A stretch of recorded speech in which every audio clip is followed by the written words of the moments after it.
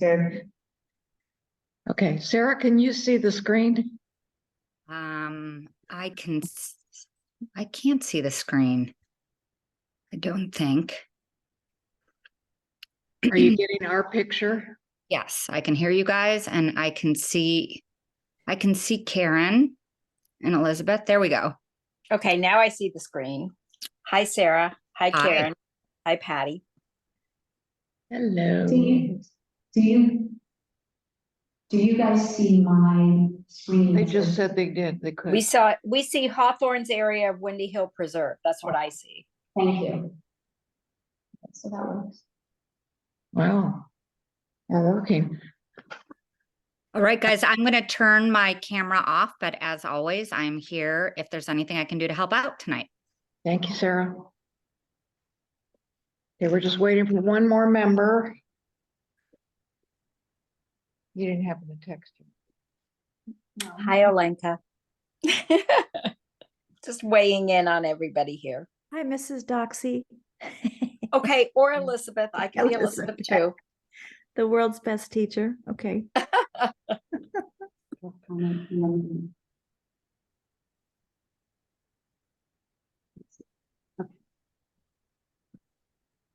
I'll text them right now. Okay. Okay, Karen, that is a beautiful background, whatever, those poppies and Thank you. You know where that's from? It's on a trail in Portola Valley. And it is up behind the Priory and kind of between Hillbrook. I think it's called the Hillbrook Trail. Right. Hillbrook and Nathhurst. and there's the bench up there. Yes, Mhm. yes. I've been up there. That's a nice trail. I've been up there too. I know exactly where you're talking about. Take the Y, you can go to the right and go behind the Priory. And go to the left. Exactly. And go up the hill. Yep. Been Yep, there, done yep, that. yep. Beautiful.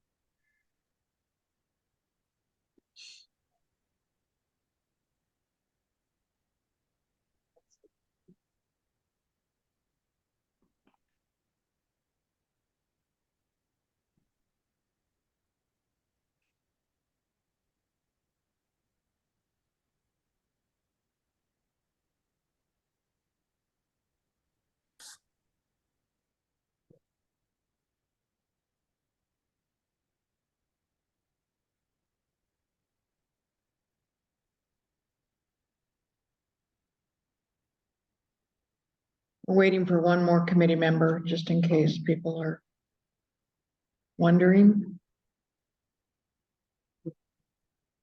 That would be a quorum. How many members are you? Hmm? We have 7 approved. We have 5 right now.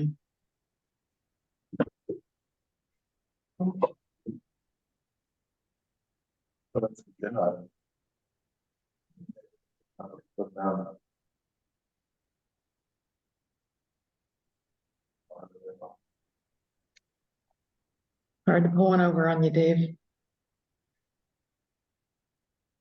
No response, but maybe he's on his way, he's cycling or something. That's true. He does bike, Yeah. doesn't he? Yeah. So Patty and Karen, are you at the old schoolhouse? Are you in person or you're? We are in person. Committees now must meet in person. So Mhm. no Zoom allowed, although we're trying to change that, but not yet. I mean, Hey, I thought about heading over there, but I'm at home. I'm over on Brookside at home, so. Don't worry about it. That's where I would be if I could. You guys, is all this smoke from Northern California? Yes, Good that's God. what I read. Northern California wildfires and blowing down. Apparently getting at its worst tomorrow evening, so it's very noticeable. It's really bad here in Portola Valley right now. There's John. Hey. And there's a prescribed burn scheduled for tomorrow as well, so. I think they canceled it because of the fire. Oh, did they?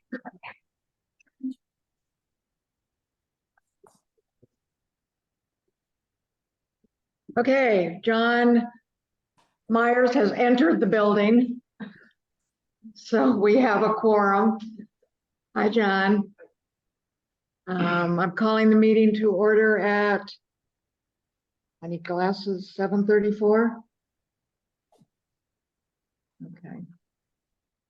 First item on the agenda is oral communications for items that are not on the agenda. Would anybody like to speak at this time? Come on up, and I don't know if that microphone's working. You can come up here and speak into one of these if you Okay. like. Speak loudly. Speak loudly, yes. You can do whatever you would like. I will, maybe I'll stand. Can everybody hear? Actually, No. okay. Is this okay? Yeah. Okay. Hello, everybody. Thank you for letting me speak tonight, and thank you all for being here. My name is Katie Mumford, and I'm here this evening to introduce the idea of a community-centered playground. When my youngest was diagnosed with autism, I have 3 children who have the wonderful beauty of living in Portola Valley. And anyway, when my youngest Joni was diagnosed about 1.5 years ago, it really brought to my attention the need for our playground here at Little People's Playground to be improved upon. With that said, I've kind of done my own research over the last few months. I reached out to the Magical Bridge Foundation, which is a wonderful organization. They're sought after all around the world in building these community-centered playgrounds. So it's so important for kids of all ages and abilities to be able to play and have a community that can support them and get to know everybody together. So with that said, I know Olenka, who's the founder of Magical Bridge, she was going to zoom in tonight. She's right here. She's right here. So they've agreed to help us in Portola Valley build a playground, which is really amazing. And I know just from being a mom in the area, having kids go to Windmill, Carillon, Ormondale, the community support is strong, and I'm willing to do more community outreach to kind of see what the response is in our community. And if I'm able to raise private funding in order to make this kind of vision a reality in our community, I think that it would be really just the best thing that we can do for not just children, but families of all ages of kids. And I would hope that you could endorse this idea with, a proper proposal. So thank you. Thank you. Thank you. I have a question actually. Yes. What do you think is the issue with the current playground? That's a great question. Olenka can also speak to that as well. She has a lot of knowledge around that. For me personally, having my oldest is almost 10, and then my middle is a 2nd grader, and my youngest is 4.5. When you go, we have this amazing farmers market. I'm on the board for AYSO. We do soccer, baseball. We have just wonderful facilities, in my opinion, all except for the Little People's Playground, which was built, I believe, about 35 years ago, when my husband was growing up here. Or No, it was built when the town center was redone. okay. So when you go to the playground here with your kids and it's kind of fenced off, the play structure itself is difficult for, kids with disabilities or kids with needs. Maybe they're younger kids to just really play on, access the monkey bars, that sort of a thing. The tan bark, in my opinion, is really impossible for a child. I have a friend whose son who goes to Woodside Elementary, but they live in Portola Valley, has a walker, and he can't even access inside of the playground. That's not a huge percentage of children with disabilities. 90% of kids with disabilities are on the autism spectrum or have ADHD or what we call an invisible disability. So maybe you see one of those children kind of hiding under the redwoods in a corner, or, not wanting to get in the mix with all of the other neurotypical kids who are on the playground. So sensory wise, that's a big problem. That's a really cool thing that Magical Bridge does. They have hideaway huts for kids. They have areas where parents can also commingle. So for me, having, you know, friends at the playground and, you know, adult parents where I want to communicate with and hang out with, so to speak. It's really hard when I have a child that I have to watch on the playground because, you know, the picnic benches where all the birthday parties happen that are tucked in the redwoods and stuff. It's not an inclusive kind of community-centered playground in that way.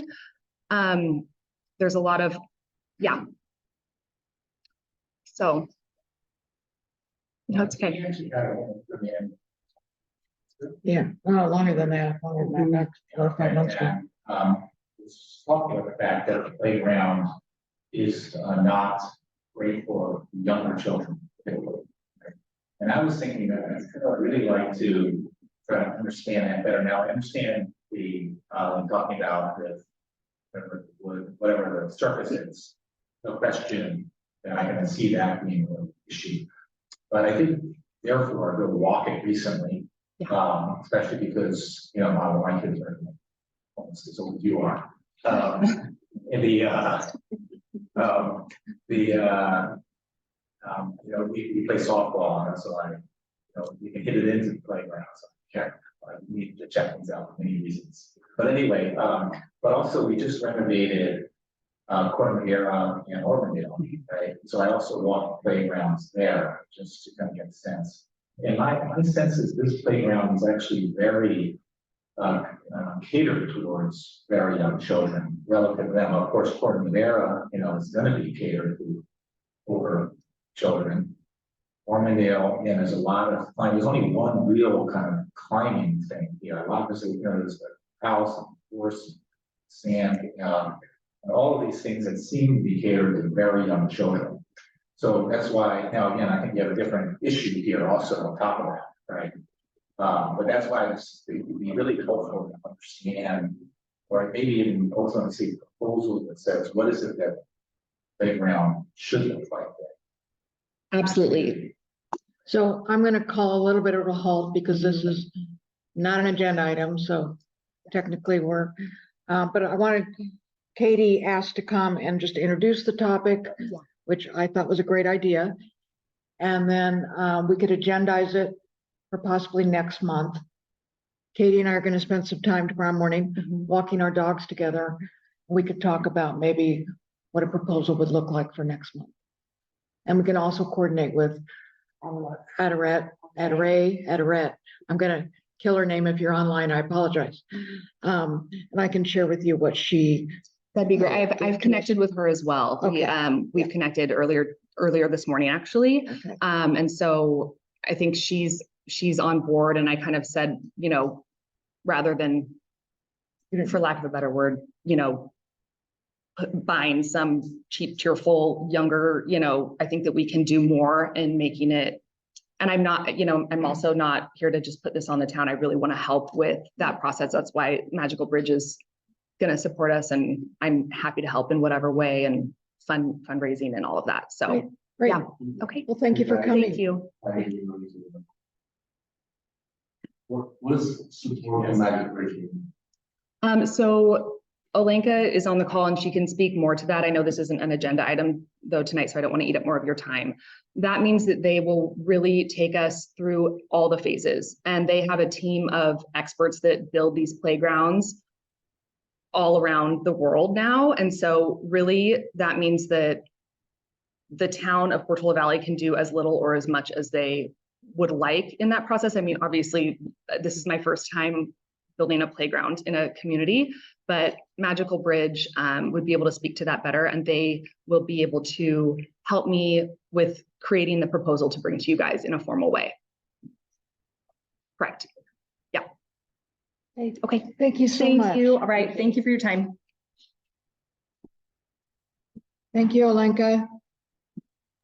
Thank you. I don't want to say anything because we're not agenda itemed, but we would love to speak with you next month and be of any support possible. Thank you. So nice to see everyone. Thank you for joining. Okay. So we're going to move on to the regular agenda then. Do I have approval of the minutes from August 15th? I have some, minor comments. Karen, I just love it that you actually read my minutes. I'm so touched. Okay, so in item B, this is minor, but I think this speaks to the Brown Act. It's the third sentence. It was also suggested that we get informal input from a few members of the planning commission, and I think we should change that to a couple members, Like two, up to two. yeah, two. Yeah, and it's, and then under C, I just had a question. You said you, well, this is related to, is this really a minute item? You put that we've updated our list and it's attached, but that's from this meeting, not from last meeting. Does that make sense? It So totally I makes just think that should come out. It will be attached next month. That would work. Okay. Okay, And then, down under G, dog park, the wording when it says the incentive to find, fund, and migrate to a new dog park is not viable. I just wondered if we should, the reason is we didn't, if we should explain that more, which is we don't feel that it would lessen the group of dogs currently off leash. It's viable, it's just, that's the reason that we. well, but it's not really viable because we don't have space, we Well, don't have okay. funding, we don't have, Okay, you It's can all leave of it the that way. above. I just thought there was, I mean, I can add to it and also, Makes it like not yeah, so viable. well, to really put the time and effort into it when it doesn't alleviate the Yeah. problem we have. And we did talk about that, No, I agree. yeah. So, yeah, okay, and then H, this is my last comment. I did mention that the tour, the public tour of Hawthorne's was on 8/26. So that was mentioned at the meeting. So, sorry, those are a lot of changes. no, I don't mind, I don't mind. Any other comments? You started talking about the Athens Alpine, was that after the meeting or did we? That was after the meeting. That was after the meeting. Okay, given those changes, do I have a motion to approve? It's as amended. Have a second? All those in favor? Let the record show that it was unanimous. Okay, we're gonna move on. I'm gonna change the order of the business a little bit, just to accommodate the crowded room that we have here. And make use of people's time. So we're gonna talk about Zostadots first. Then we're gonna move on to the courts second. Then we're gonna talk about Hawthorne's. And those are the three topics that we've actually got a lot of meat on tonight. So I'm moving those up. And then we'll cover the rest of the items. Is that all right with the committee? Okay, let's get going. Oh, sorry, new business, 4A. Couple of things. Carrie has submitted her resignation for the committee. She indicated that she unfortunately doesn't feel like she had the time to commit to the committee. And so I accepted her resignation, which is unfortunate. Thank you, Carrie. And you will notice that Lindsay is not here tonight. Unfortunately, he had a medical emergency, and he is not capable of coming tonight. And I'll be working with Rita and Lindsay to understand, what that means going forward. So we are down to literally like 5 members. So that is kind of on the bad side. On the good side, we have a new committee member application from the crowded room here. Cindy Rowe has submitted her application for membership to the committee, which I think is awesome because we'll have, not only is she obviously invested in the community, but she's our pickleball and tennis court representative. So we are waiting for her representative to make its way through the paperwork It needs to be approved at the town council member in meeting. Hopefully that will just be, a formality. The other thing I wanted to mention is that's great. Because I think we have 6 members. I'd love to have more. And I think there's something to be said for us going out in the community and really trying to recruit people and let them know this is a fun committee, to be on. We deal with some heavy stuff, but we also deal with some really fun stuff.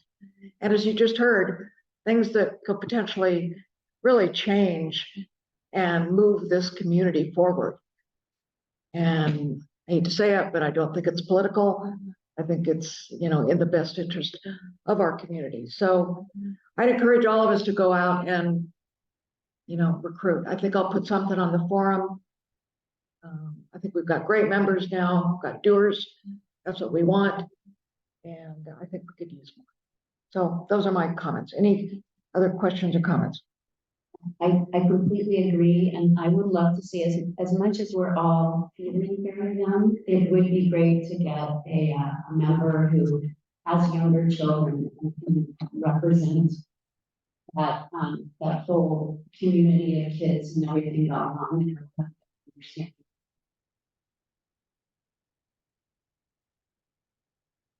There's a, member. Meeting. Lindsay is,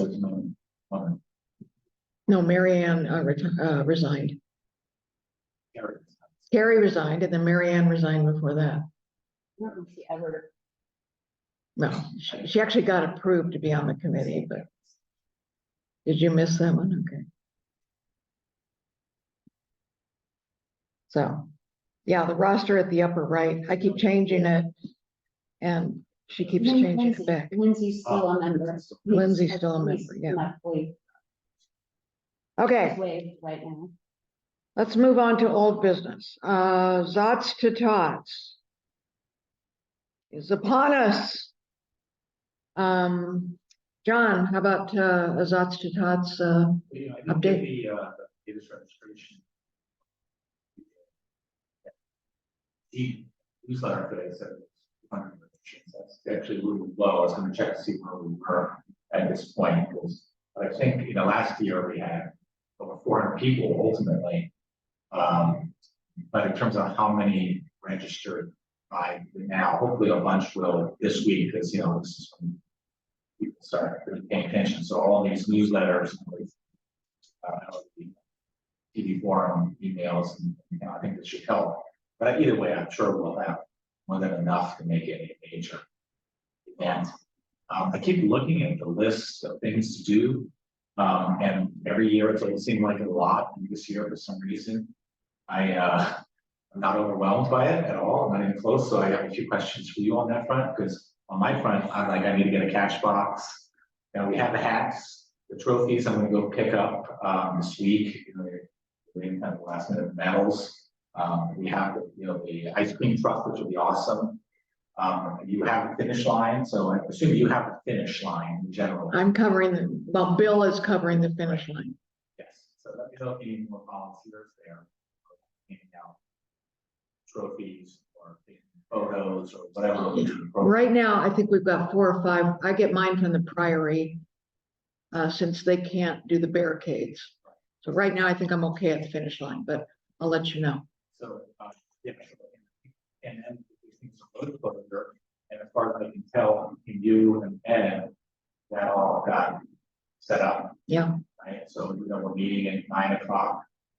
At the Triangle. I may not be there this year only because pushed back half an hour, so I need to be down at the starting line by that time, just so that everything is set up, and when people start arriving, there's somebody there, so they're not looking like what's going on. So I might just go straight to the starting line. That's fine. That's fine. Do we know how many volunteers we have for the road closure? Last email I saw from Ed was 17.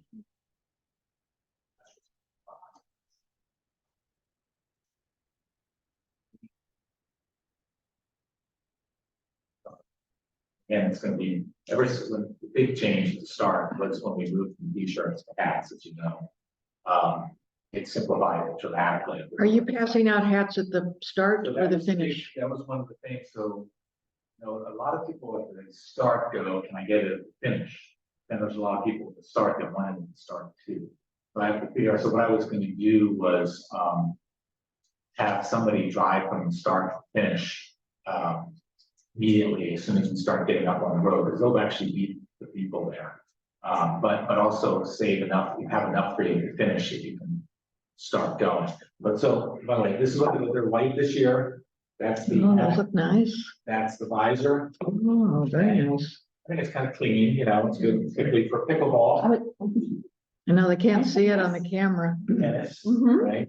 I got the right, proportions. I got like 150 visors. So hopefully that's more than enough. It's like 100. More than that, it's just kids, there's kid sizes hats, so we have the boys and girls and visors versus hats, but anyway, there's a certain number of hats and certain number of adult hats, youth hats, and then visors, only one size for visors. So the thing, you and I can take this offline because I don't want to take, but distributing the hats at the finish line creates other problems. So let's you and I talk about that. We both done it at the front, and I can tell people, if you really don't want it, you want me to take it to the town picnic. This is where I'll be, right, or something like that, just combine me, or they can get it, you know, anytime after that. That might be more straightforward. Yeah. Okay. Is that all? I think everything's right, again, I feel, frankly, it feels less. It's chaotic. It's gonna be becoming, chaos there, it's always chaos at the. the start, t-shirts chaos create, at the the finish. t-shirts create a real problem. I think that was the big change. Yeah. Uh, So, Bill and I met with, Justin today to go over the logistics for the finish line. He's gonna do the finish line again. We're gonna cone off the road like 30 or 40 yards down. And then we've got a contraption where we're gonna put up signs that say bikes to the right, runners to the left. Big signs, I mean, big signs, to try and direct the traffic so we don't have safety concerns about the bikers, you know, driving like a bat out of hell to get to the finish line. I know, trust me, I know. Like still get to go underneath the. Yeah, oh yeah. Everybody will get to go into the finish line. We've got the generator, we've got everything we need for the finish line. We'll have the ice cream truck. It'll be a huge draw, and I'll get you a sign. I'm gonna send you a sign that you can put on the.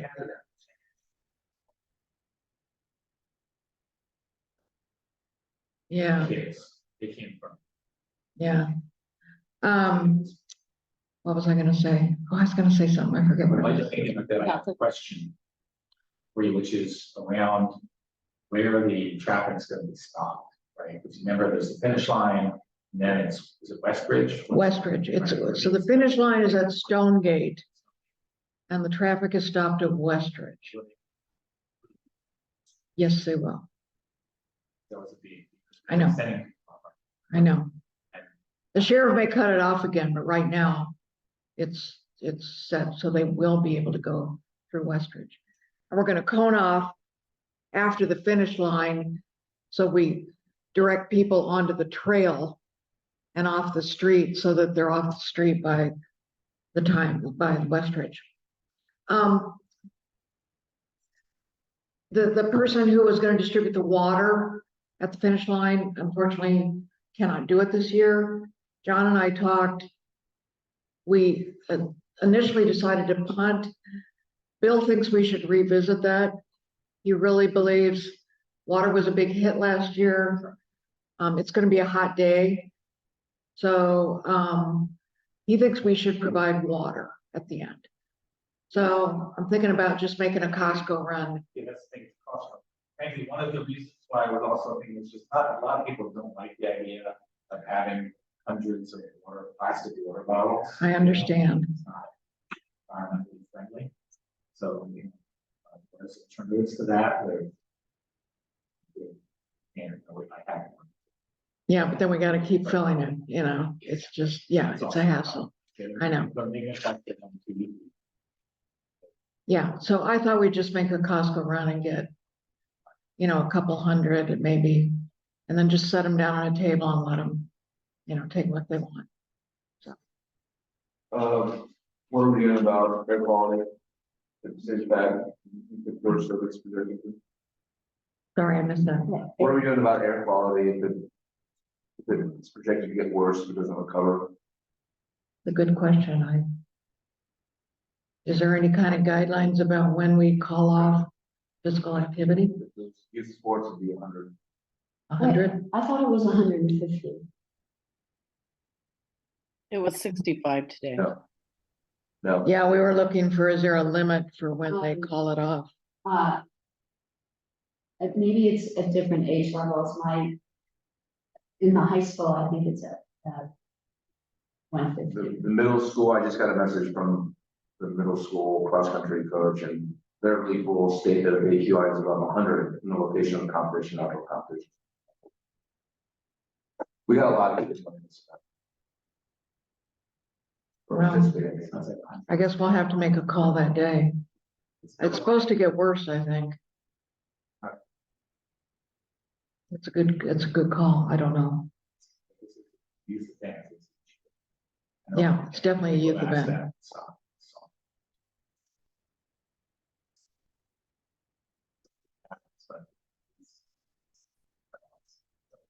Yeah. Oh, the other thing I was gonna remind you is don't forget, you need Bill on the phone when you start the race, so you can start the timer. And you're gonna come over and get your table and chairs then? But I'm actually. Yeah. They're delivering everything Friday morning, so I'll just set it aside. And you can come over and get. You're doing 2 and 2?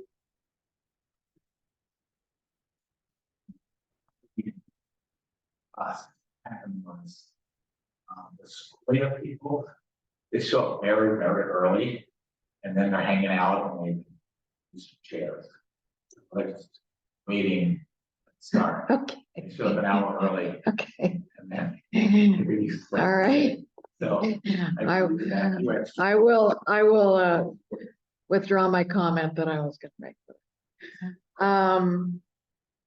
There was one thing I saw where you had said the band was playing from 11 to 1. I saw a post from Todd Johnson saying he was playing from 11. I know. So there's been all sorts of times going around. The picnic technically is from 11 to 1. The band is playing from 11:30 to 1:30, which I don't think is a problem because, and the town said today that the town picnic is going till 3 o'clock, which I don't think anybody was left here at 3 o'clock last year. I mean, the Boy Scouts had sold out of hamburgers, the food truck was gone, the band had quit. The only thing left was the tables. And if people want to stick around till 3 o'clock, that's fine. I won't be here. I don't know why they did. I think it's why you have to. The petting zoo leaves, everybody leaves, so if they want a picnic, more power to them. Okay, I don't think I have anything left on my list for the picnic. Anybody else have any comments from the crowd out there regarding the picnic? Zots to tots? Yeah, if you can give us Ed's number, that'd be great if we want to volunteer. I don't know if I'm volunteering at the end of my street again. A number for what, Christy? Oh, phone number, email, Ed's last name. Oh, Ed Holland. Okay. You can find him in the PB forum if you just look up his email in the. Yeah, I there. think he sent out something on the PB forum Yeah, I just this missed morning it. asking for volunteers. Oh, this morning. Or, Okay. yeah, sometime today. Was it today? Well, are they gonna need us at the end of the street? Can I just ask that? There will be volunteers at the end of your street, yes. Okay, I suggest, all right. John knows where I live. Okay, well, if you want to volunteer for your street, then yes, get in touch with Ed. Okay, thanks. Thank you, Christy. Okay, so I covered water. How many do you think? I'll just get 200 maybe. That's fine. You can maybe find little bottles. That's what Bill thought, the little bottles, and they worked okay. Everybody just wants like a swallow. Yeah, okay, finish line. Be sure and call Bill. And I think we got everything else. And you'll get the medals and everything over to him. Yes, yeah. Well, everything 2 months ago. But we did last. Okay, all right, so he'll just, and the medals, you'll tell him, medals just go to kids and Yeah, everything, right? we'll have enough for everybody. Okay, So it's okay. Look, it's not just the kids. I did find that certain things Sequoia people like. I find them all over the grass after the picnic, so if anybody wants to come by and pick one up, Keep them. I give them back to Nancy Lund for the history. Okay, anything else on the picnic? I think we're in good shape. Let's do, pay attention to the air quality there. That would be the big. Well, who's gonna make the call on that, John? Are you gonna make the call? Look at them. Okay.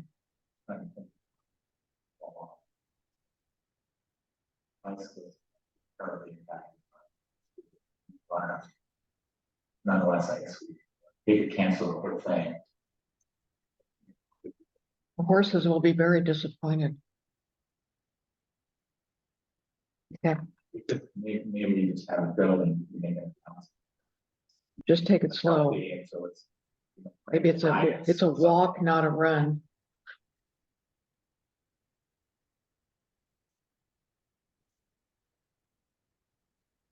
Yeah, well, we'll just I don't think we'd be rescheduling. take it as it is. Okay, I'm moving along then, if there's nothing else.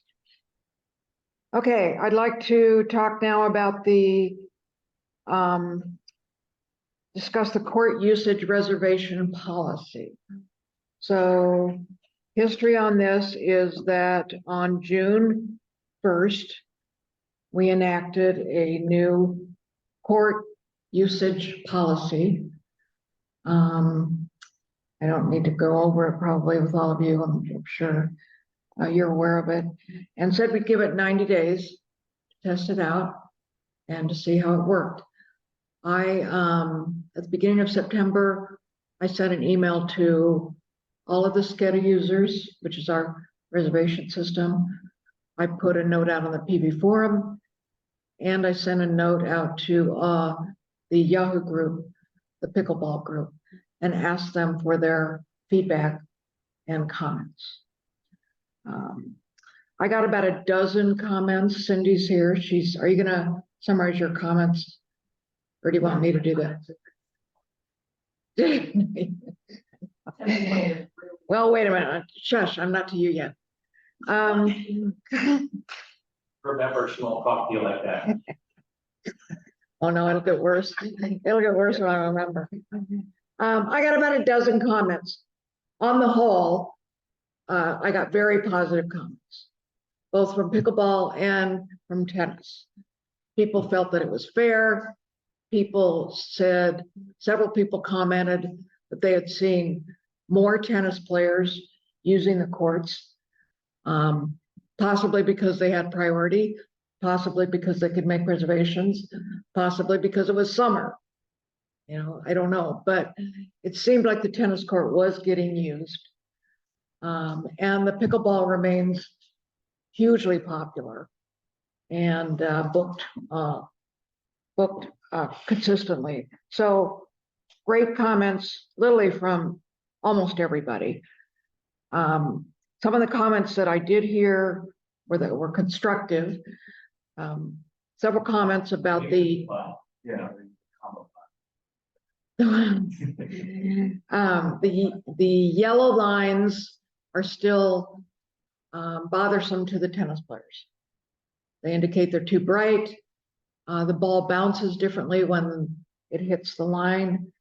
That may be, so. It was a comment and we should pay attention to it, but I did get that a couple of times, that the yellow lines are distracting to the tennis players. The other one that came up very, very frequently was the request to be able to leave the pickleball nets out. What we've asked them in the policy right now is that after every use, if nobody is coming to use them after them, that they must be locked up until the next use. What pickleball players have said is that, number one, it takes time. Number two, it puts a lot of wear and tear on the nets themselves. They're pushing them in and out. They're bumping them up against, the gates and everything. The other thing is that if people show up to play pickleball and don't know the combination, because the combination it's not secret, but it's not something we put there on the courts, then they don't have the opportunity to play pickleball. And I've had several people contact me via email. They're at the courts. They'd like to know the combination. Sometimes I can get to them, sometimes I can't. So there are people who are not able to play because they don't have a combination. Now, the town had asked us to lock them up for safety. They don't want kids like riding them down hills and things like that. Security, they don't want them stolen. But the pickleball players are requesting that change in the policy. Other than that, those were kind of the comments that I got. Any questions from the committee on that before I open it up to the peanut gallery?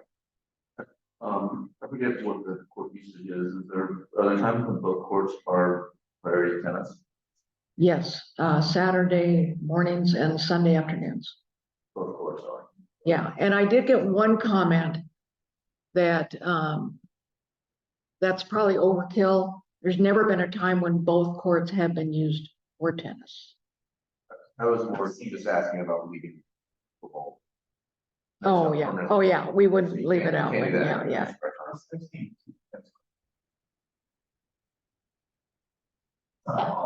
This is just priority. They can take the others off. With respect to leaving the pickleball nets out, I wonder if we could revisit, because it was a while ago, and maybe we could revisit leaving the nets inside the courts off the sport court where they don't play basketball. Remember, there was a difference of opinion on that, and I wonder if we could try it again. We could have a try And not period, lock, not lock them, but then why not use- just leave them out on the pickleball? Because, well, to the point that Dave and John made, which is if I'm a tennis player and I come out to use the court and the pickleball nets are there, it might be a deterrent and makes it a little more difficult for the tennis player. That's what I was thinking. That's a fair point. We could say Monday through Friday, they could stay out, weekends they have to be put away. Because that would be the only time when both courts would be tennis. I mean, we could compromise. The decision probably is not up to us. We would have to ask the town, but we would come up with a recommendation. Would be my guess. Other comments, questions? First of all, on the color of the lines, this is why we did the light blue for a while. So it's the original thought, and so it's just a trade-off. There's no question it's distracting. And in fact, any lines, I don't know. Point is, any lines on there. Now, you cannot put an official USDA or whatever on those tennis courts, just going to be with light blue lines.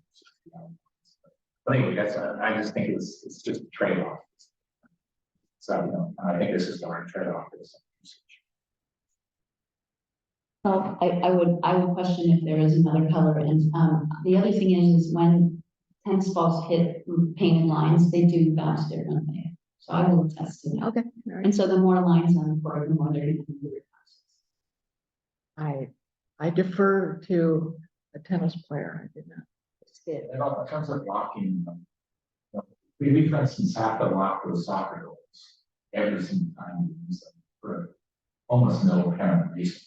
Because nobody's stealing soccer goals. I don't know if you're sure, yeah, turning those things around and locking them up, and it's painful. You haven't seen them driving down Alpine Road. So it's, now, in that case, they just don't want it to be that accessible.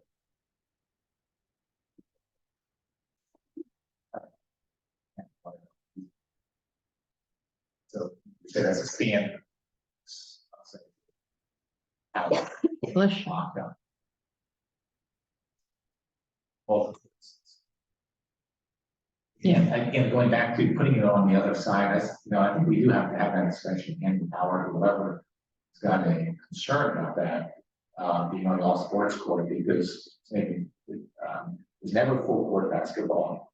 It's gonna be less so now, by the way, because Corte Madera just built some beautiful basketball courts outside. So if anybody wants to play basketball, I can't tell you what's legal or not, but there's lots of basketball courts now outside available. And full court, the right, Are they the right length? They're not longer.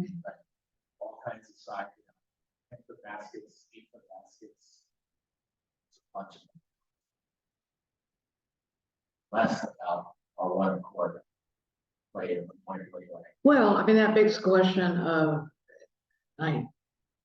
this is kind of inherent in this topic, but what do we do with court 3? Feels like it's more available. I like to have the half court, especially there seems to be the group of people that are coming out pretty regularly, on a half court, and they're playing at least 5-on-5, and they're playing half court, right? And they're young guys, mix, but they definitely using it. So definitely want to leave that available. But, so I'd say we have kind of these half a court available. Well, but there was a suggestion, I forget if this came from you, Cindy, or from Ron, that perhaps an option for court 3 would be to restripe it for tennis only, put a tennis court on there and make it tennis only. You could do that in the sense of still having half court basketball. Yeah, you could still have half-court yeah, they couldn't play, they could still reserve court number 3 for tennis, but it wouldn't have the distracting pickleball lines. Let's hear from the peanut gallery.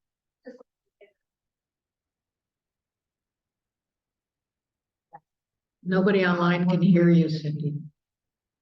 Basketball lines, I asked, because there are common groups. Cindy, you need to come up here and talk, because nobody online can talk. Yeah. Yeah. So I stopped to talk to the basketball players that are out there commonly. Yes, yeah. And the lines they need were only the circular ones that go, Free throw ones. yeah, all those big lines. There are a whole bunch of lines on those courts that can just be taken out, which would make it really much more proper for tennis and still leave it's just a little bit of crossover on the ends of the tennis court for them. I think it'd be a pretty nice setup. And since they all only do half court, at least that's all I've ever seen. Yeah, I said real quick, it's just, I talked to them about that too, and part of they don't play full court games because it's the wrong size. Oh, It's too big. I didn't know that. By a fair amount. It's like 25-30% longer than a typical basketball court. oh, And so it just kind of throws you off. If you can imagine, playing any other sport on a court that's 25% too long. you wouldn't do You it. wouldn't do it. That's why they don't. Wondered about that. Because I've never seen it in all these years. Cindy, did you have anything else to add to the comments that I made? The locked nets, I've gotten multiple calls from people who wanted to play, families usually. It's usually families that want to just come out and hit the ball, and they don't have access to the nets. They don't have access to the shed, where I keep all the paddles and all the balls and stuff. I mean, we're happy to let them use it.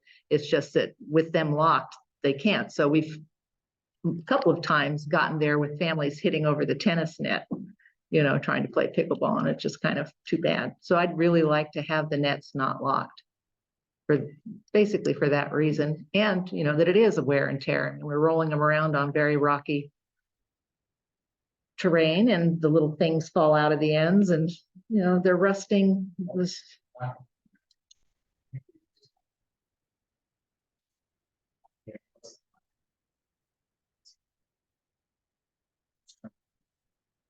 and pretend. They're huge, I mean, they're, you know, nobody's taking them anywhere out, and anyways, they're still, when we put, all right, sorry, this is my little pet peeve. When we put the horseshoe pit out there, I thought, you know. I know. horseshoes, how long has it been? I know. 7 years. Nobody has taken. How many meetings horseshoes. have you brought up the damn horseshoes? But nobody's taken 7 years to keep them out there. You can leave people in. I'm pretty sure we can leave them out there too. Nobody's gonna take our net. You know, let's put the horseshoes on top of the pickleball nets, makes them heavier. They can't move them. I know. But you're right, I probably can just, except Justin is very, very conscientious about. You didn't put your nets away. You didn't, he lets me know when we didn't put them away. It is policy, so. It's policy, and so we follow the policy. Yeah. Or that's what I'd like to do anyway, yeah. We have to get it. From the town, right? But we also want not playing play. Correct. We want to leave them out there. What I'd like to do is, as sort of a test to see if anybody complains, we'll start putting them away. But if they don't complain, But you're talking only Monday through Friday. Monday through Friday, yes. Weekends, Monday through people Friday. put them on. Weekends, put them Would there away. be a way to, just leave them on one court so that? They are just on one court. I mean, they're supposed to be on one court. We have Court one. is the Court only one is place our to court. use them. Court two is tennis court. Okay. All right, I think I've seen football on both courts. They So- do, yeah. they Just do. when When it's there not is- used, we're allowed to use that court, and we do use that And court so- because it's the sunny court. That's fine, I'm just saying, as long as there's one court that's available. Tennis players, that's all. That's Yeah. what I think the rule would have to be, that The we, rule would have to be, you can't leave them on court Court number two. 2. You'd have to only leave them on court.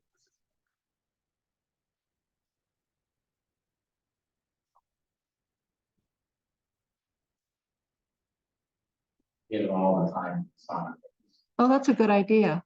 Well, that, Takes 2 they seconds. email me because my email's down there. That's how I get the email. Check it. Like Yeah. text, you know, you have set up the budget. It rings, yeah. We get it a lot, you know, and it's never at a time that you're concerned about. Text. Two people. I mean, if somebody texts at midnight and wants the combination, you shouldn't give it to them. Gonna get a lot of texts. That's when the nude pickleball comes out. Just a thought. Should I do that? I can have them text me. Yeah, that's fine. Yeah. Okay, do I, Go for it.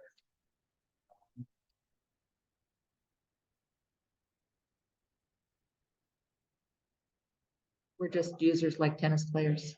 So on the application, you'll use, it says you will not hang out.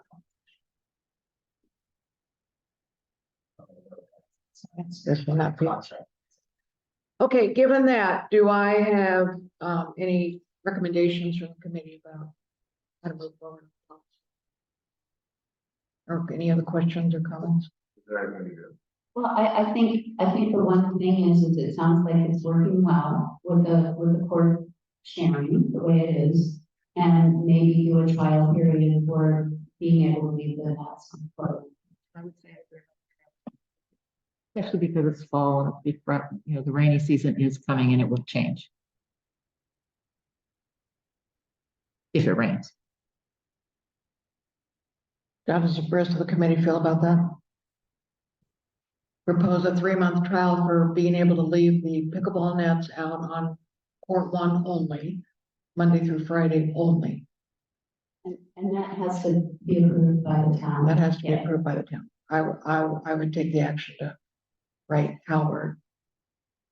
And see if we can get that passed. that okay with everybody?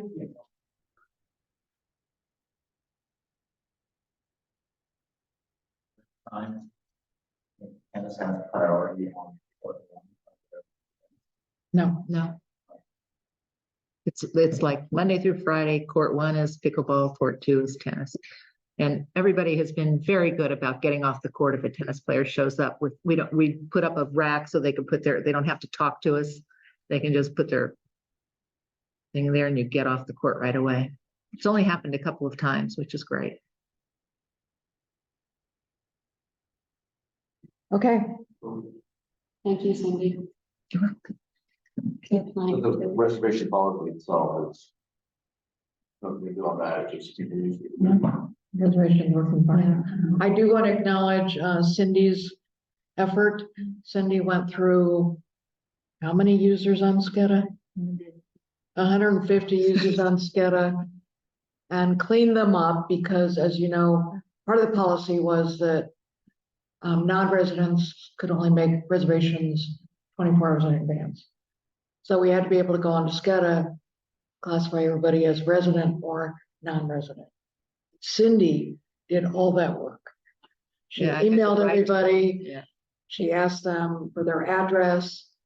If they didn't respond, we booted them off the system. And now we have everybody on SCEDA classified as resident or non-resident. Thank you very much.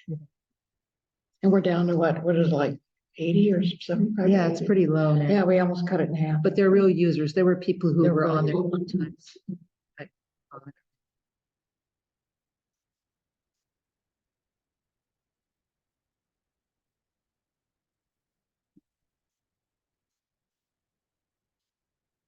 Who are you looking at? Well,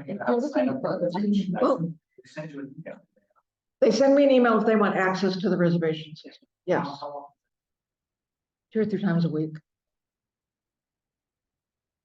Now, whether they follow up or Reservations not. are being made, I will say that. Yeah, they So I are. did a thorough analysis over the last 3 months of how many people have actually reserved the tennis courts. And if you want to know, 72 reservations were made in that 3-month period out of 112 potential. Which is a lot for 112 days. tennis. That's, I want to know what the denominator was, that's great. That's- The 72, Right. yeah, so it's every other day, at least one reservation is being made. And I noticed recently, there's new names coming in, so I did a thing where I could say, oh, it's Jay every Tuesday, it's Ron every Saturday, it's, But we're getting new users, and I think that's good. Between, of what? Of- People signing up for us to use, reserve the course. well, Well, pickleball, you can't reserve. reserve. There's only 1 hour a day you can reserve. And that's for the ball machine. Yeah, we just said no reservations It's because, open play. Although we get some people who try and budget the system, but yeah, we do. we find them. But Okay, The All one right, what thing do- that I want to mention is that the pickleball league is allowed to reserve on court 2. But we're limiting how much they can reserve because we don't want to take any time away from tennis that we don't have to. So they reserve for their matches only. Segue. no, well, that's a later agenda item. Okay, Sarah, you have your hand up? Yeah, thanks. I don't know if it's on your end or my end, but excuse me, I also have a cold. My internet connection is a bit unstable and I missed a little bit of that discussion and was wondering, Patty, if you could recap where you landed. And Sure, be happy to. We landed on, we feel the court usage policy is working for the most part. We have a higher number of reservations, higher number of tennis users, and pretty much overall satisfaction. The one area that came up consistently was the pickleballers would like the option of keeping the pickleball nets open up and not locking them after every use. There's wear and tear on the pickleball nets. And inconvenience that we get a lot of people and families who show up, want to play on the courts. They don't have the combination. So it's restricting their ability to play. What we decided as a committee is that I would go to Howard and ask him for approval to be able to keep the pickleball nets on court 1 only, Monday through Friday only, and use that for a 3-month trial period to see if that works. Thank you. Okay. All right, I'm gonna move on then. Where did we? Back to Zots and Tots and Picnic, where did we end up with the? Actually. Like the people that wanted tents that we were unsure of? Tens. You're back on the picnic. Yeah. We are not allowing any political candidates at the picnic. Well, not candidates. We're not allowing any, Political officials. anyone except for our Portola Valley committees to have booths.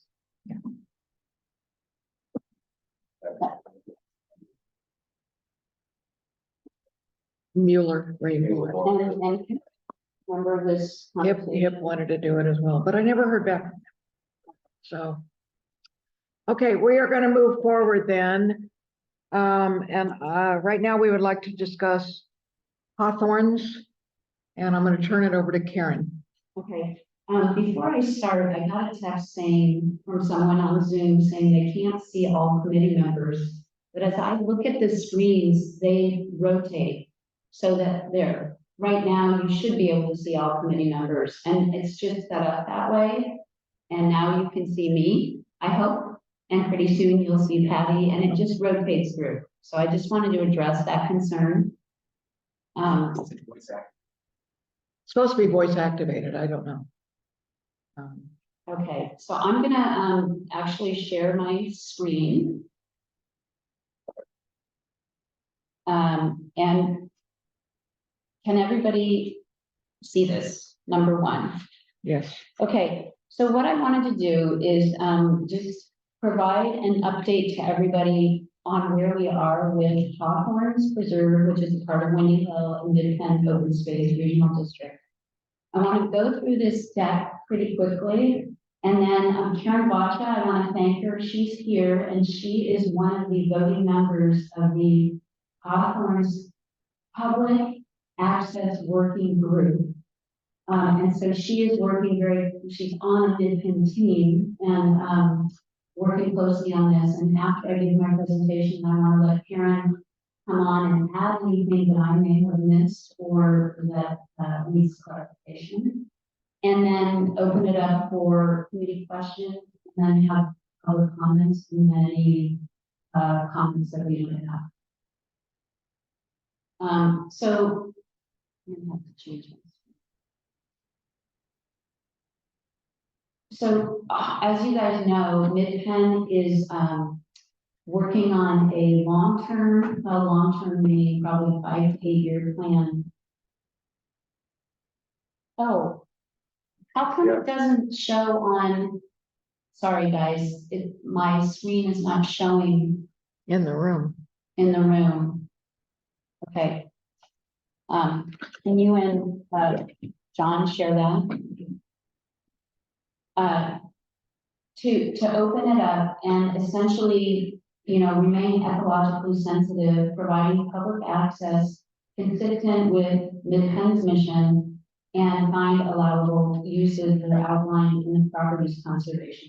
That's their project vision. I can't seem to move my screen.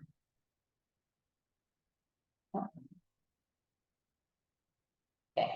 So the goals are to protect and restore the native habitat. I'm not going to go into these in great detail. To provide public access to low intensity use, all right, to have an internal trail system, and ideally prevent multimodal access to the property, as well as figuring out a way to connect adjacent public trails and trail connections to the other regional open space land. Also really focusing in on the natural and cultural history of the land, as well as highlighting scenic viewpoints, design recreational amenities that protect the scenic viewpoints, and then figure out a way to manage the property for safe public access in a fiscally responsible way. So they formed what's called the Public Access Working Group, and that is, Hawthorne has had 79 total acres. This public group, POG, I'm going to call it, it's easier for me to say and shorter, is looking at 66 of that 79, and they split off 13 acres. That is where the historical building site is, or the Morris Triangle stuff, if you're familiar with this. There are 13 voting members of POG. There's 6 area interest reps and 7 ward stakeholders.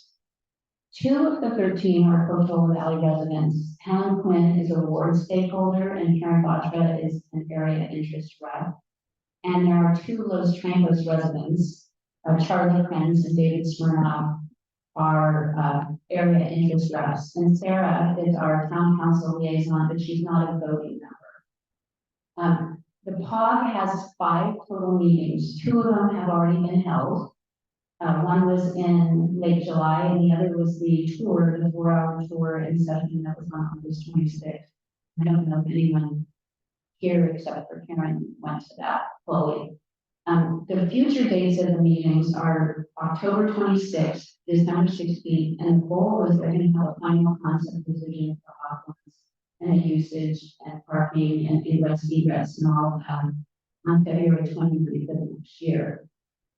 From there, that would get presented to the, oh my goodness, I forgot, the PNR committee, which is named on another slide. It's something natural resources. And that's a board committee, a board appointed committee. And then it would come to Portola Valley to the, we were originally called liaisons, we're now being called a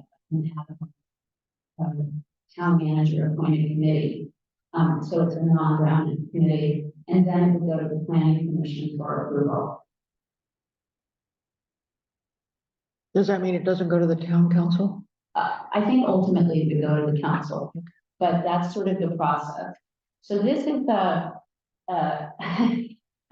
slide with a lot of words on it about how we can get involved and offer our input into the process. And the ad hoc committee meetings that MidPen would present to us will be after they finalize what they hope is the concept they have moving forward. But we have some opportunities to engage earlier, and the earlier that we engage, the better. And the way we can do that is by providing the input to the October 26th meeting. And then going, there's a site tour on December 16th where they're going to go through that concept. The town ad hoc committee members are myself for Parks and Rec, Betsy Morgenthaler for Open Space, Brooke Coffey for Nature and Science, Patty Dews for Historic Resources, Fred Leach for Trails and Paths, Paul Heupel for Conservation, and Pat Beenan for Bicycle, Pedestrian, and Traffic Safety. Okay, so this is really important to look at. This is the tour that happened on August 26th. And this gives you an idea. You should have a map. Yeah. This trail, the trail is the dark orange, where, and that is approximately 1.2 miles long. And the discussion, so they went on this tour and discussed various parking areas. Where could you access the property and park?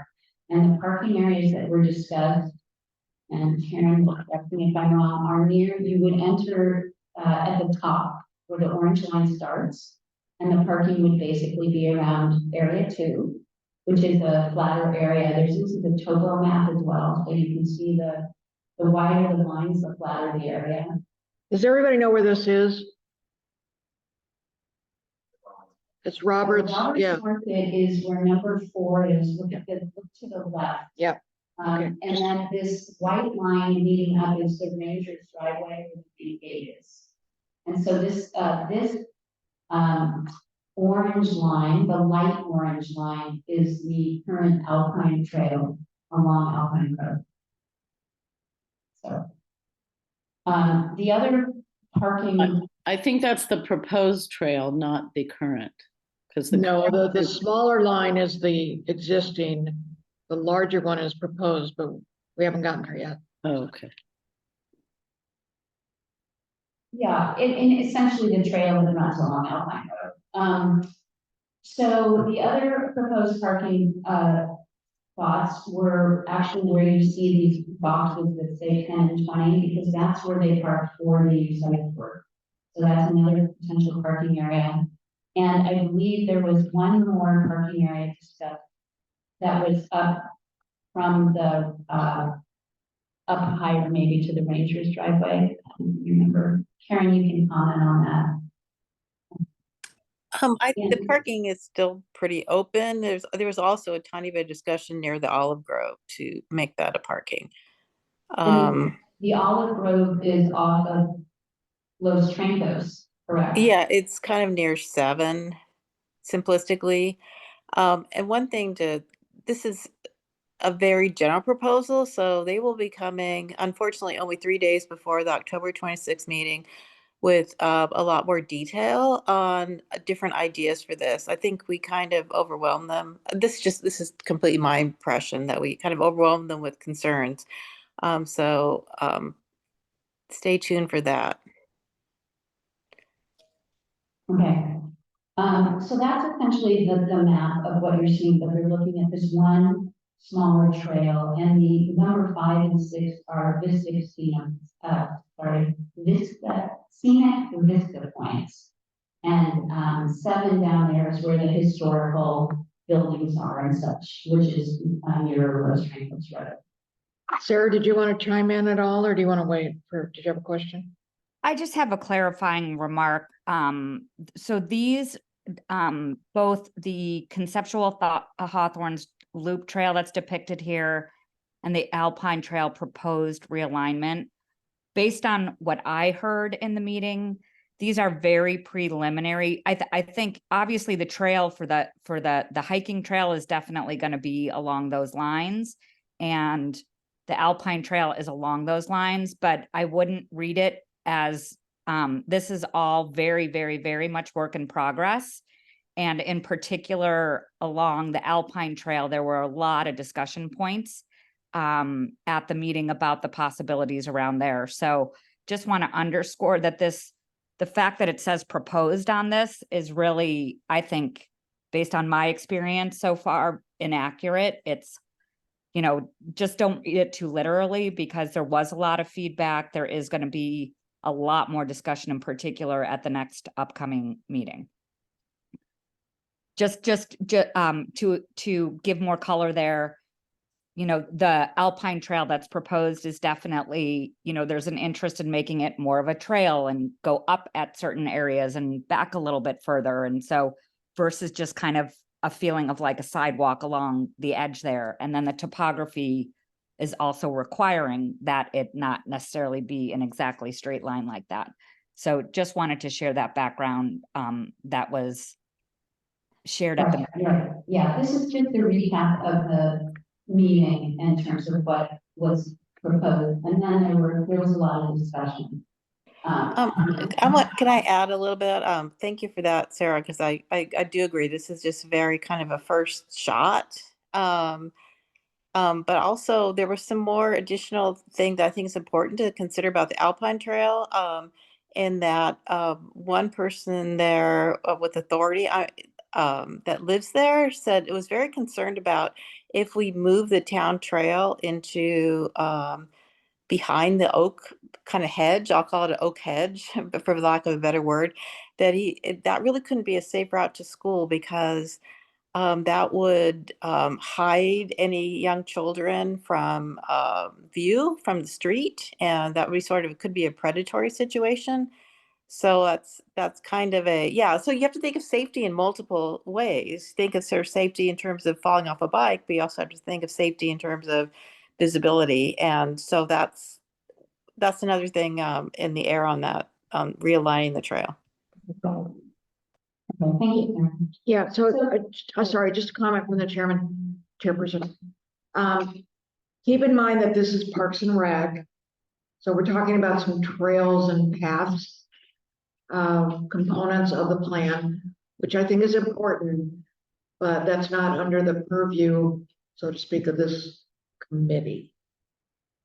So Yeah. it's visibility, but not our say, for lack of a better.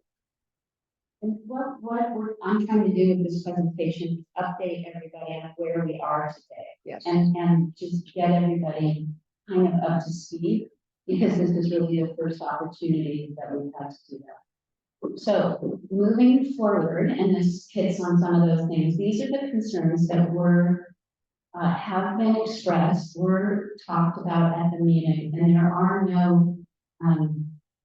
nothing is finalized, as both Sarah and Kimberly said, but there's a concern about where the parking goes, the location of it, the number of spaces, and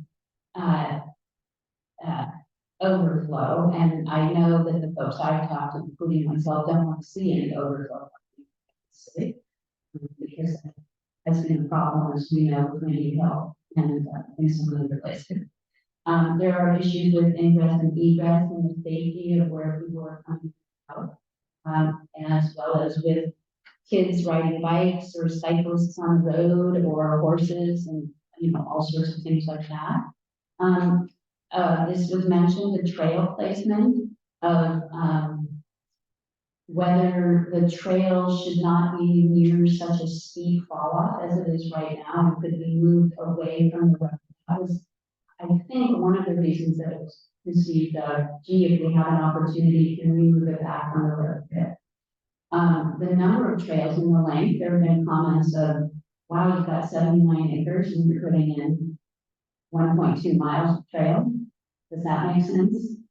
And placement of benches, Karen may elaborate on this, but Midtown really doesn't want this to be a picnic area or a playground. Hiking trailers to sort of use type of thing. What will happen and how would you connect the other BB town trails? And really where Parks and Rec starts to come in, a lot of these are, as we said, bicycle safety kinds of things, or trail, if the trails committee will be involved, is on the usage issue. And one of the big issues is dog access that falls under Parks and Rec preview, and leash or unleash, because Midtown does have some unleashed dog trails in other parts of the in some of their other areas. Folks have mentioned that they want a mountain bike trail. Others have said they want it for equestrian, and it's even been mentioned that perhaps this trail is what we would call inclusive access, and that people in a wheelchair could go on this if it's wide enough and flat enough and graded enough. It could be used by disabled seniors, younger children, because it's a shorter trail. So that is that a good reason? So these are the things that are being discussed right now.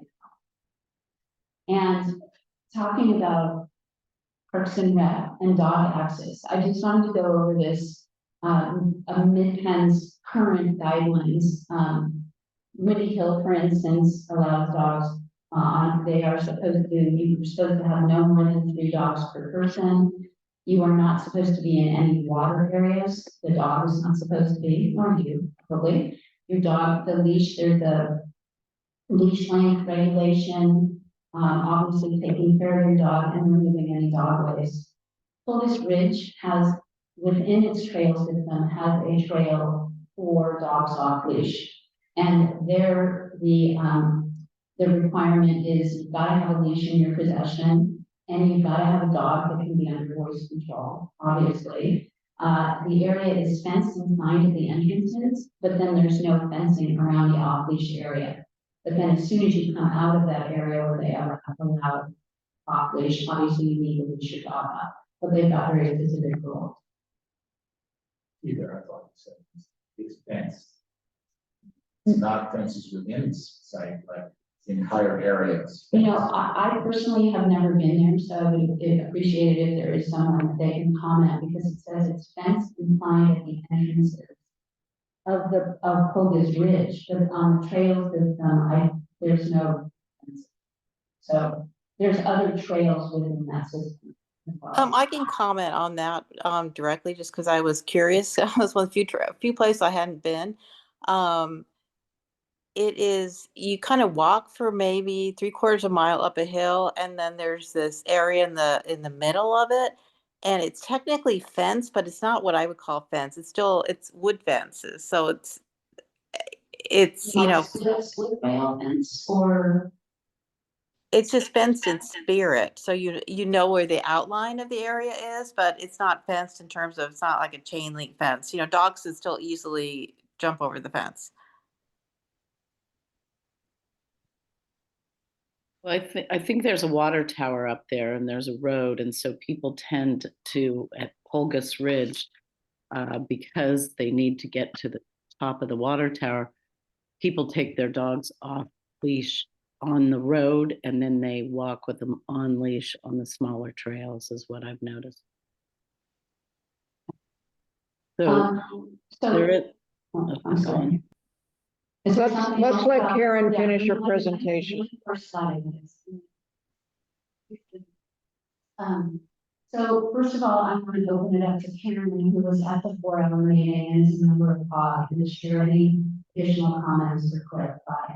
Tonight, we should talk about the concepts and any concerns with the lens on Parks and Recreation. And how does that impact Parks and Rec? For you guys, there are some lengthy agenda packets from the POG meeting. I put the links to them here, and I'm happy to send them out. The one document is quite lengthy, but it goes through everything you can go through and things you want to get more information. And this is for the members of the public too. And I would ask the committee members and anyone listening that we need to start spreading the word about this and educate and engage the PD community in it, because we don't want the plan presented and then end up in a situation where people said they weren't informed about it. So it's our job to provide that information. I would love to see everybody attending the October 26th and future POG meetings. Submitting comments in writing well before the meeting would be great. If there's the opportunity at these round after meetings to speak for your 2 or 3 minutes, and sometimes that doesn't might not be enough. And then my group, this liaison town ad hoc committee members, we are working to set up meetings with these other members of the other committees to, one, help figure out how to best work within our committees and represent those, and then also how we get together and we represent all of Portola Valley in any comments. So the last piece is just please stay involved, the more the merrier. I've stopped sharing my screen. Okay, comments, questions from the committee?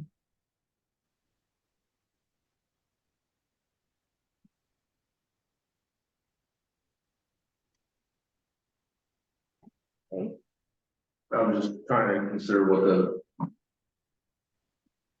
looking through my Parks and Rec lens about it and trying to see what we have in the of Trails Committee and let's go on pedestrian safety. That's minus the dog access. Yeah, I think Karen's point is valid. Parks and Rec is definitely important, but as a Portola Valley resident, you know, I think we all need to be informed and have a say in what is going to be right across the street on Hellmines. Yeah, we need to wear both hats, right? Our Parks and Rec hat, but also as residents and things that may impact you. Would like to be interesting, just wherever this goes with dogs off of the Pino Valley operation. Because we've been talking about that for a long time. Right? Everything's never got anywhere. And that's the one difference that is why we're talking about this. Big dogs on the beach. Place like that. You know, it's not a dog park, it's just right now, based on formal county policy and California law. I understand this, it's nowhere. No. Wow. Okay. Patty, do you have any comments? No, well, a couple. Number one, I want to thank you, Karen. This is certainly you've done the lion's work of bringing us up to speed, and I appreciate that. I mean, as a resident, I have some concerns about how they're developing the property. So that's why I think we need to get involved. I mean, it's a gorgeous piece of property and seems like it's being underutilized, Yeah, yeah. is my opinion. Yeah, I would agree with that, and there's some talk, if you go back to that map, there is a big open area, between the trail and what would be what is the ranch? And the question is, what, you know, could there be more trails over there? But I'll just share, my opinion is that I love the concepts where it brings something new to Portola Valley. So whether it's dogs off leash, or even it becomes an inclusive, an inclusive area where you know, the disabled can enjoy it. I love that idea. So that's sort of where I personally am letting out, but from the Parks and Rec lens, I would also like to see dogs off leash because we've been struggling with this for a long time. Yeah, I think the balance there is, you know, we struggle with overflow parking now at Windy Hill and at Rosati's. Do we really need it up the street across from Roberts?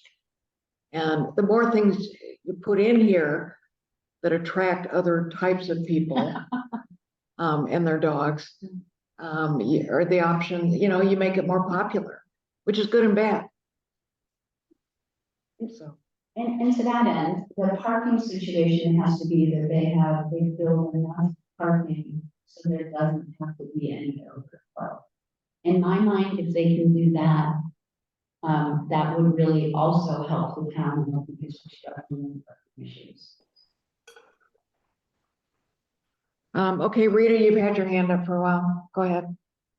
Thank you, thank you, thank you. So Patty, are you sitting there on the dais all by yourself? Is the owl No. not working? No, I've got the committee here with me. I know, but it looks like you're just sitting there by yourself, and maybe Karen is there based on how your heads are turning when you're talking to each other. But No, I we think cannot. Karen, see- explained that the camera is Yeah, doing, the owl's not working. yeah, Okay. sorry. But Karen, I really appreciate your presentation. I understand from a previous presentation at one of the meetings that you can't say anything unless this item is on the agenda. And I don't know how many more other town committees that this particular thing is on the agenda. You look like you're going to answer. Well, there's two Karens here. I'm Karen Anstey, and I'm on Parks and Rec, and I'm a member of the non-Brown Act ad hoc committee meeting. Okay, it's the other Karen. And the other Karen, Karen Batra, is on the Brown Act committee. And so Okay. it's agendized, she can't speak, but we're very fortunate because it's on. Yeah, so for both your sakes and the town's sake, I just hope that other committees, you know, I appreciate this particular committee putting it on the agenda so that things can be exposed, discussed, thought about, contemplated, but there just needs to be on more agendas. And are there more agendas coming up before votes need to be made? Is this particular item on more agendas? Because yeah, it'll be really bad if the trail is closed behind a fence, the kids can't be on there with parking, with entrance right there, just more traffic on that section where the 250 plus homes are going to be built at one time. At the same time, this is going to be open. You know, it's going to be a cluster. But I think it needs to be discussed more in the community. And if we need to have just a town hall thing in front of the town hall, let me know. We'll arrange one. Thank you Rita. for what you're doing for this whole group. Thanks, Rita. We did discuss this weekend. I had a little mini meeting, totally legal, between several of us today, and we discussed about how to get more involvement. It is a concern. There is a Trails and Path Committee meeting, I believe, this week. It is not on the agenda. There's a bicycle committee meeting, I think it was last week. It was not on the agenda. So is that right? I don't know. I know the Trails and House meeting is tomorrow morning at 9 AM. And I did encourage, a resident to speak, during the public comment section and ask for it to get on the agenda, or maybe to have a special meeting about it. It's for trails, but obviously they're very impactful, or they have a lot that they should contribute to this, project. Yeah, to Rita's point and to Karen's point, I don't think there's a level of involvement here that's needed. I think this raises some real enlightenment about there's things happening in our backyard. We need to be involved. Not everybody, but so several of us are going to make some phone calls and try and get more involvement. But thanks, Well, Rita. I appreciate this committee sending something to the town council and support you to get this known, or to put it in your minutes so that they can be distributed out to the community. Because this is important, and this is just going to happen like so many things happen in our town. And then people say, oh, I didn't know, but let's give them opportunities to know. Well, and that's right, Rita, but also keep in mind Sarah's our, liaison to this committee, and she's hearing these comments as well as she's on the POC committee. So we do have town council representation. Karen Botter, did you want to make some comments?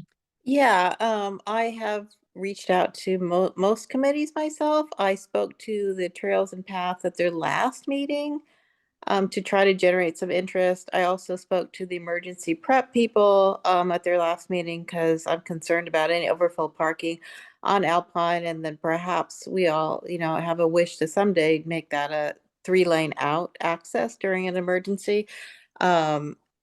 And so, efforts are being made. I did also correspond with the bicycle folks. And I think what's tricky here is for all of these committees, the Hawthorns is only a very small part of their official charter. And that's kind of what a couple of these people said. And, it's a hard problem because we have to look at it very holistically. I just want to make that comment. Thank you. Thank you. Christy? Yes, thank you. I have attended about 10 hours of meetings on Hawthorns. Oh, sorry about that. And first of all, happy birthday to John. He's here on his birthday. Oh, What a committed member, you guys. I thought it was Beth's birthday on Saturday too. Okay, and then maybe we should get out the other voting member. Helen is the second voting member from Portola Valley, and I need to know her last name. Can you fill me in on that? Quinn, thank you. And if we could get the phone numbers and names and emails of our 2 voting members, that would be great.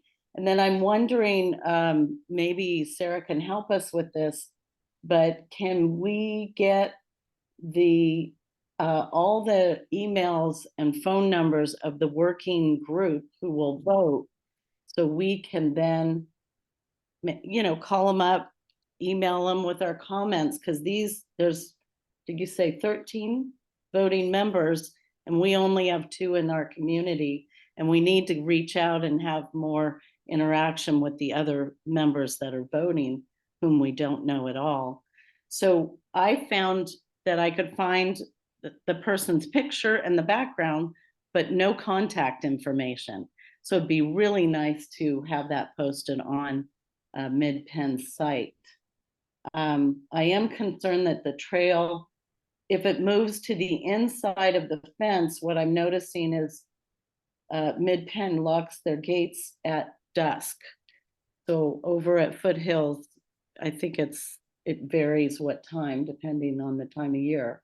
But how will that work for us? Because we don't lock our trail, and people can ride them at any times. In fact, on my corner, I've seen mountain bikers go out with headlamps before. So I think that we need to make sure that safe route to school is still valid without you're saying the entrance would be after the hill now, rather than the, let's see, rather than the driveway. So that puts it where people are gonna pick up speed from Roberts down that hill, and then all of a sudden 40 cars are coming in all day long. So that really concerns me because I've seen accidents at Los Trancos Road Alpine, Alpine Swim and Tennis Alpine, you know, Ladera Alpine. So this is a big deal. And I think it really needs to be well thought out. I got the impression they want to decide the parking very soon, which could be 20 cars to the left and 20 cars to the right of the driveway. And they walked us through those. I think some people weren't there, but I think one of the board members mentioned that's one of the options. So right on Alpine Road, somebody said, would you keep the Oaks? And one of the parking engineers that's drawing it said, no, we probably couldn't because of safety. So no Oaks and then 40 parking places. And my vote is to park over the hill. So you go up the driveway to the left, down in a gully, and you cannot see the 40 cars from the road. And we can protect our scenic corridor. So I am going to say this out loud, that is my first choice if we have to put 40 parking places. And I've heard a lot from Windy Hill is the number 3 park out of 26 parks in utilization. So we're already drawing a lot here. Knowing that and how many parks and the overflow from Willowbrook, I've listened to those people do presentation after presentation on their safety is compromised on the streets because they cannot see coming out of their driveway. So that's a concern of mine as well. But I Okay, think, Christy, we need to move along here. okay, let's see. Can you keep it to Parks and Rec issues? Because that's trails Yeah, and this paths. is, okay, so it's exercise and I like to hike at least 3 miles. And I really am not interested in going in the same circle 3 times. So Go I would backwards. propose Go to backwards. I would propose to use the, you know, a couple more trails in there and make it super nice. So that's, and I'd like to see a bench. I think it'll draw lots of elderly. And I'd like to see a bench and even a picnic table at the top with a 360 view. And that's about all I have. I'm very concerned about the parking they're planning. And I asked for 3 parking drawings rather than just 1. So they want to do this quick. They may ask for a vote on the 26th so they could get going on the rest of the project because they have to go through CEQA and many, many things. So we're at year 3 on the project. It'll go out to year 7 to 10, possibly.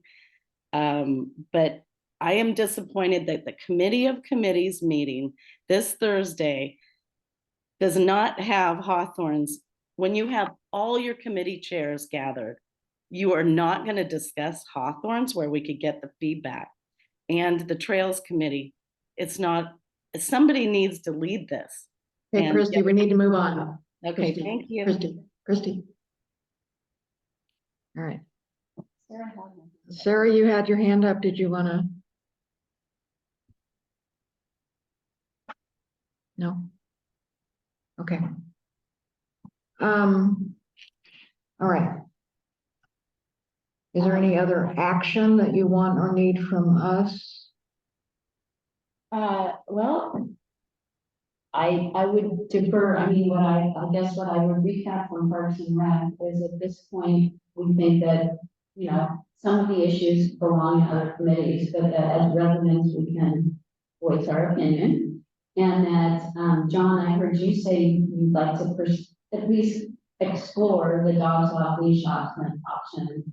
Dave, I don't know how you feel about that.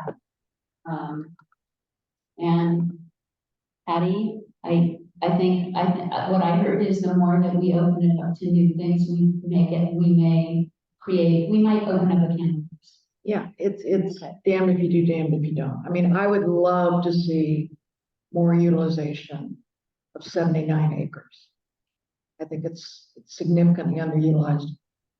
By that same token, that attracts more problems. So I think it's a balancing act, and I don't envy their decisions, but I do agree with you that it's very important to get Portola Valley feedback into the process as soon as possible.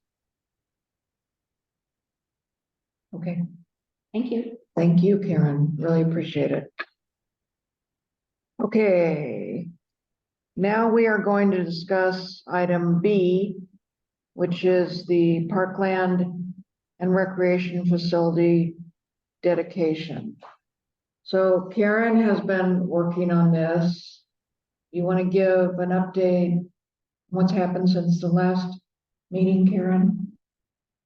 Yeah, and I'm just looking around to make sure everybody has the document. You know what? I can share it if you want me to. Well, you might as well, but basically, when we met last month, we had this concept, which is, you know, we're Parks and Rec is starting to become very concerned about, certain facilities issues, and with the growth, the expected growth in town of, having some severe strains on things.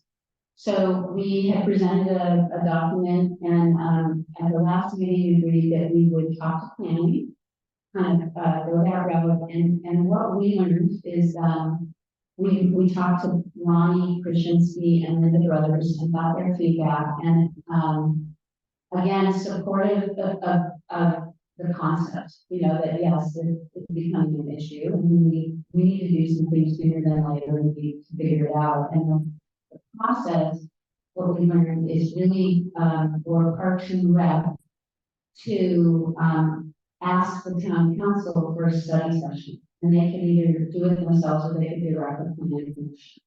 To do a study session to see if the town, if it's feasible to ask the developers or landowners, as they're developing, for, you know, to take some responsibility in helping with, the constraints we're having on Parks and Rec.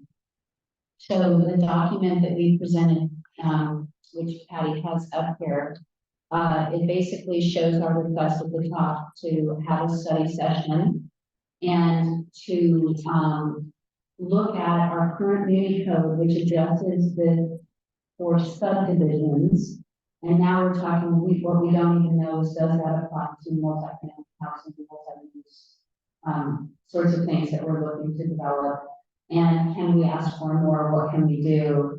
And to really look at best practices and what's there. So that's what's on the table is, if you haven't read the document, it's to basically go to the town council and ask them to officially put it on their agenda and then discuss whether they want to have a study session about it, and that we look at this now and not necessarily before the future, but not to push it off because it'll be here before we know. Is that, you want to add anything? I don't think so. I think that was very good. Any other comments, questions from the committee?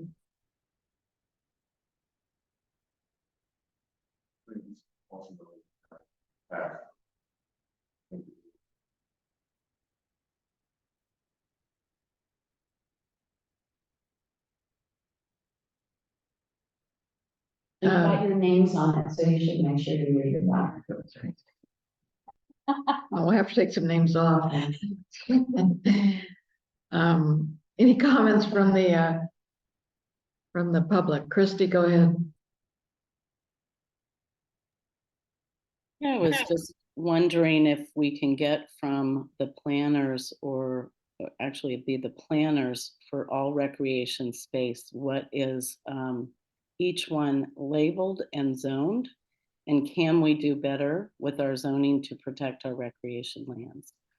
So is that one of the goals here? Yes. I think what you're asking, Christy, is looking at, well, how it all ties into the building and planning process and the muni code and the zoning codes. Is that what you're saying? Well, it's mainly zoning. Once it's zoned for recreation, in open space, have we done that properly? Or are they sitting in with a zone that is not appropriate for? So you're talking about are you talking about existing recreational space? Yeah, yeah. Because the San Mateo zoning, when I look, there are open space and recreation zones.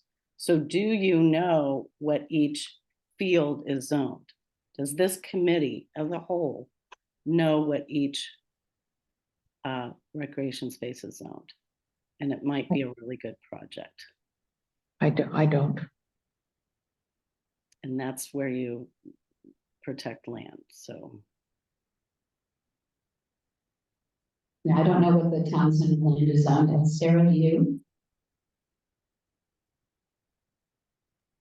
What was the question? What? Is No, there a special zoning, code, I guess, for recreational land, like town center? Is it? oh, I don't know. No, I don't know the answer to that. That's a good question for the planning department. I'll take that as a question. I'll follow up on that. All right, thank you. Patty, can you scroll back up, please? How far? Whoop, I just wanted your bolded. Thank you.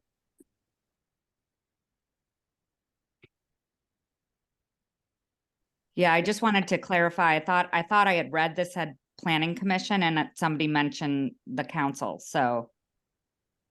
You're asking for a study session of the planning commission.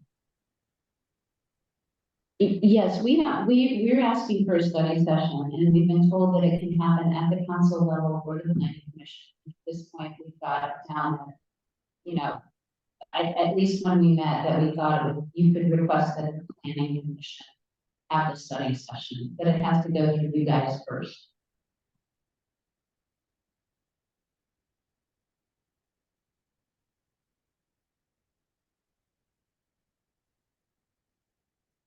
So I guess the question is, I mean, the committee needs to put a final say on this, but the question to you, Sarah, would be, is this something, if this committee recommended it, is this something that you would be comfortable taking to the council to ask for a planning study session?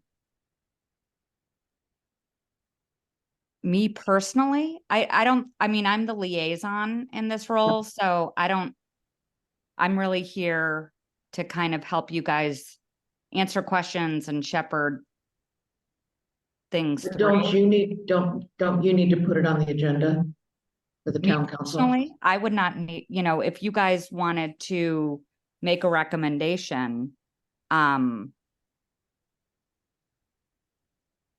yeah, I don't know what I think I need clarity on specific, you're asking me personally to make a recommendation that the town council add this to their agenda?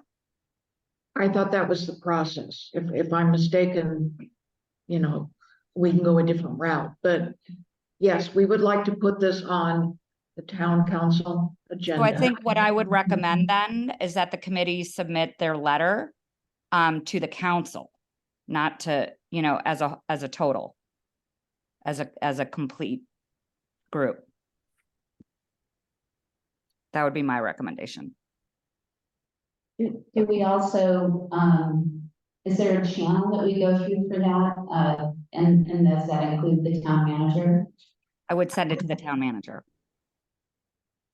As you guys know, just please keep in mind, we don't have a planning director as of Friday. Right. Right, yeah. Planning director would need to play a very important role in this process. So just a heads up, just in terms of that. That is a conundrum.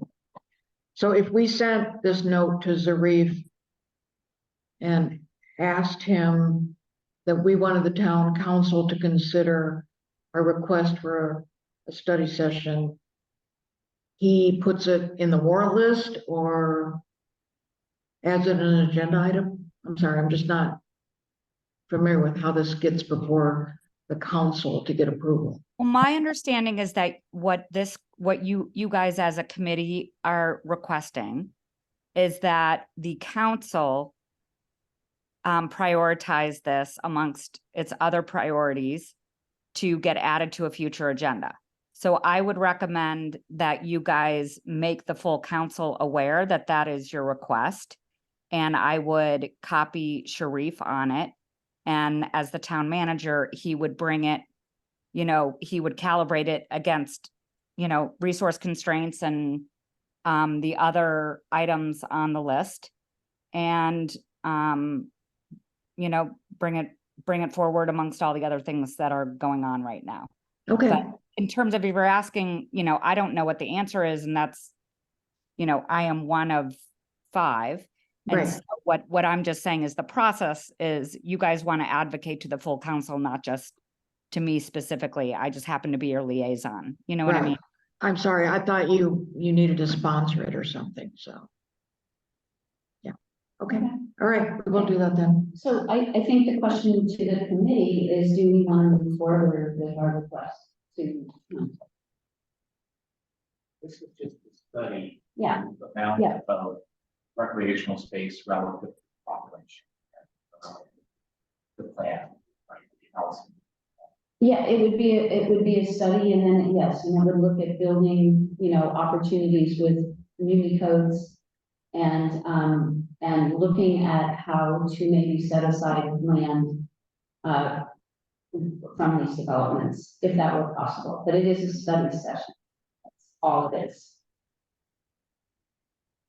Well, I think it's required in multifamily, if bonus density is used, that they have to put a park in. So what you're saying is already law for some larger buildings, right?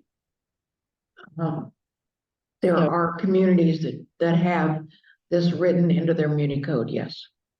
If that's your question. Yeah, and not also, there's other. We're not proposing these solutions, so to speak. We're looking at asking for, a study and see what the alternatives would be. Right. Yeah, that's awesome. I think you deserve to be able to talk to planning commissioners. Hold on, Christy. Hold on, Christy. I think that would have to be figured out as what's the best way to do it. I don't think. Yeah, we're not prescribing the I mean, solution. Sarah mentioned this, that Laura Russell's last day is Good Friday. So we will not have a full-time planning director. So there is a staff shortage. And What's Ryan, happening with John Biggs? Do we know? I thought John Biggs was hired. When does he start?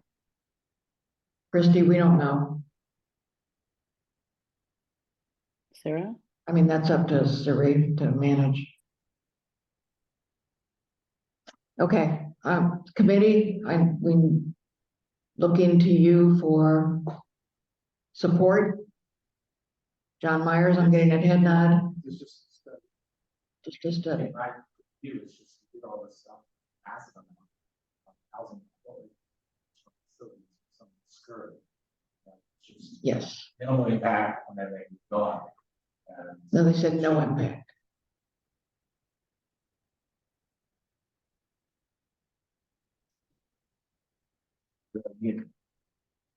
Okay. Dave,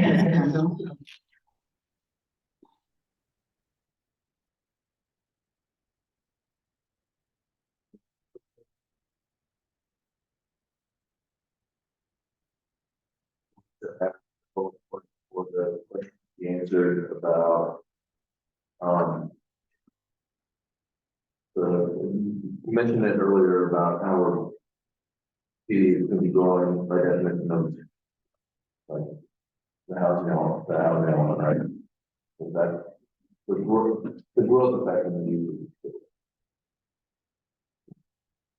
the last sentence of the very first paragraph alludes to Yes. our issues only intensifies. Right, that is.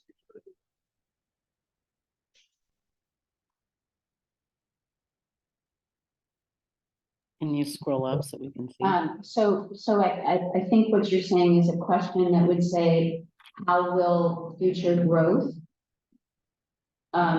impact But Or impact the. Oh, I see what you're saying. Inadequacy of revenue. Okay.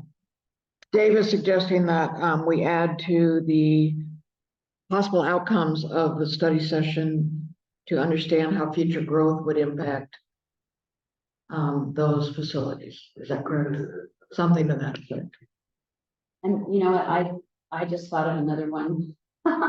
Which is, I mean, again, what we're saying is these are some questions, they may be included, there may be other ones, Yeah. right? The study session should look at everything comprehensively, but it's also looking at,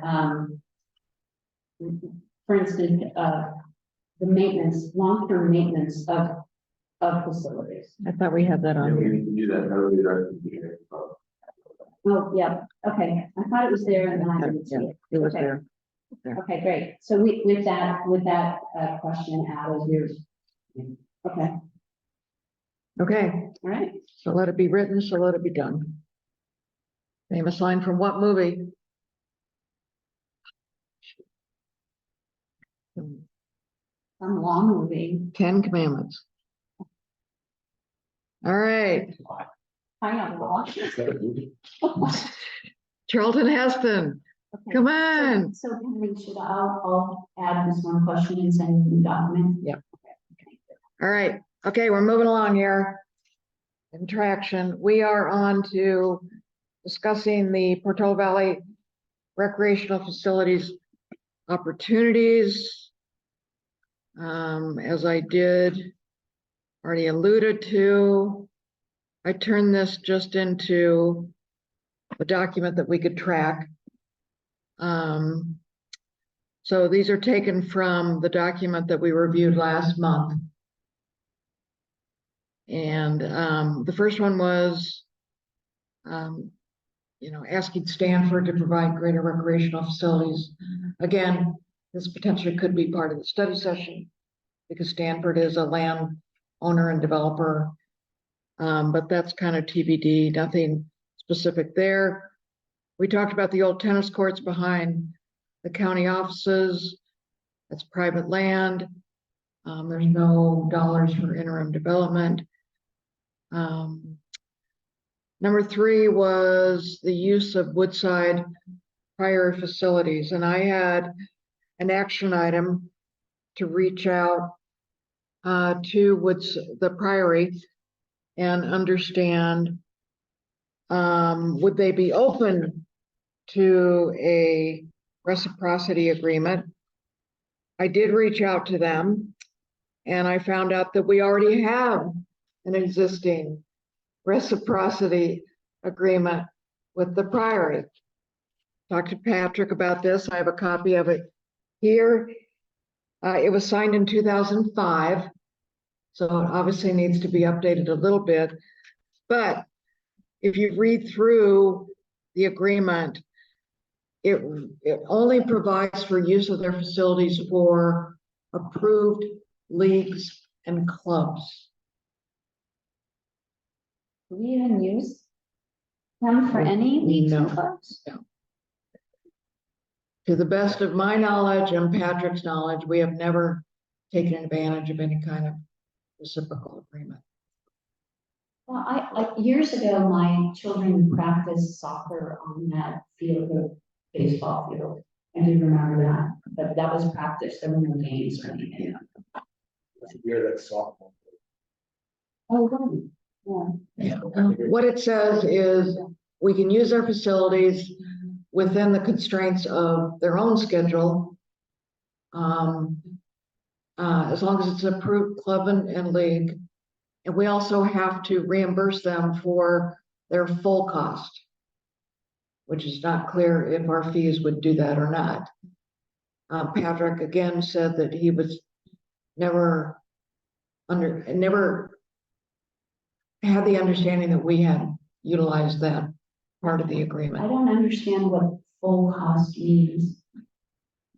Oh, you don't know. It's not stipulated. It just says, Okay. I'm sure they do some cost analysis of maintenance, water, all that. So is the door open to revisit the reciprocity agreement? Patrick said he was open to it. I'd be happy to have that conversation with him to see if this is something that they would just want to re-up, or if they're potentially looking at, expanding or being more flexible in the options of using their facilities. Yeah.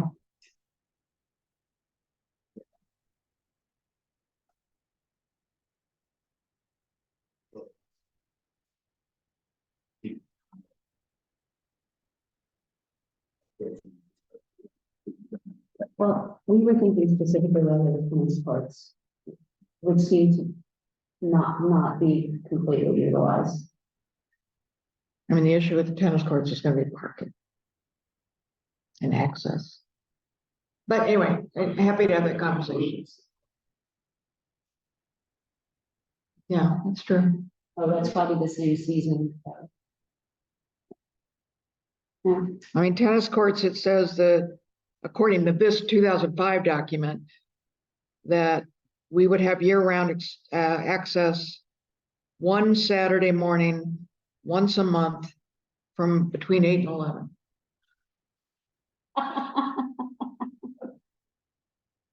So there you go. That solves our problem. Anyway, I will take the action to reach out to Patrick and just have a conversation with him about what the next generation might look like. And of course, that's only from advisory. Obviously, this would need to go through the town for anything. Okay, so that will be my action item. Any questions, comments there? Christy? Keep it. You're on mute. 2015 is an old agreement, so maybe. 2005.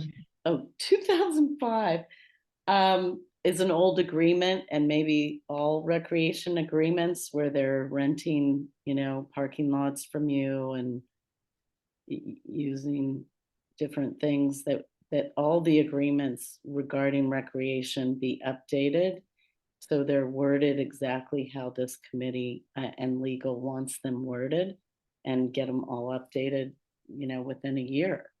I mean, if I would just can you vote on that? I mean, it's just, these are old, but are the old agreements better for us? Yeah, I know. Or do we want a new agreement? So No, we want a new agreement. yeah, Trust me. so We want a I'm new agreement. shocked. 2005. Wow. I agree. Well, I think it's just that nobody's really taken advantage of it, so nobody probably looked at it. My thought is to be careful. You don't want to fire anything necessarily. That's a fair comment. Yeah, that's a total fair comment. Can't hear. John said, just be careful about reciprocity, because they may want something from us that we're not willing to give.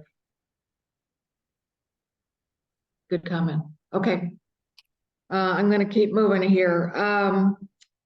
Karen had the action to contact LRD. Yeah, the Ladera Rec District, and I did reach out. I have not had a conversation yet, but Ladera Rec District has this beautiful facility. They have a brand new pool. They have 4 tennis courts and pickleball lines and stuff like that.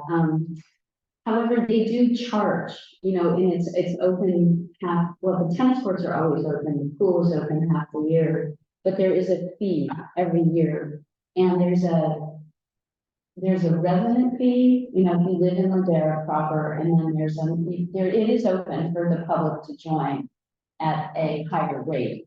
So it's not necessarily a totally open, free kind of public use thing. I can pursue if Portola Valley residents could get a lower, the resident fee. But I think that's about all we can do on that, unless anyone has any other suggestions.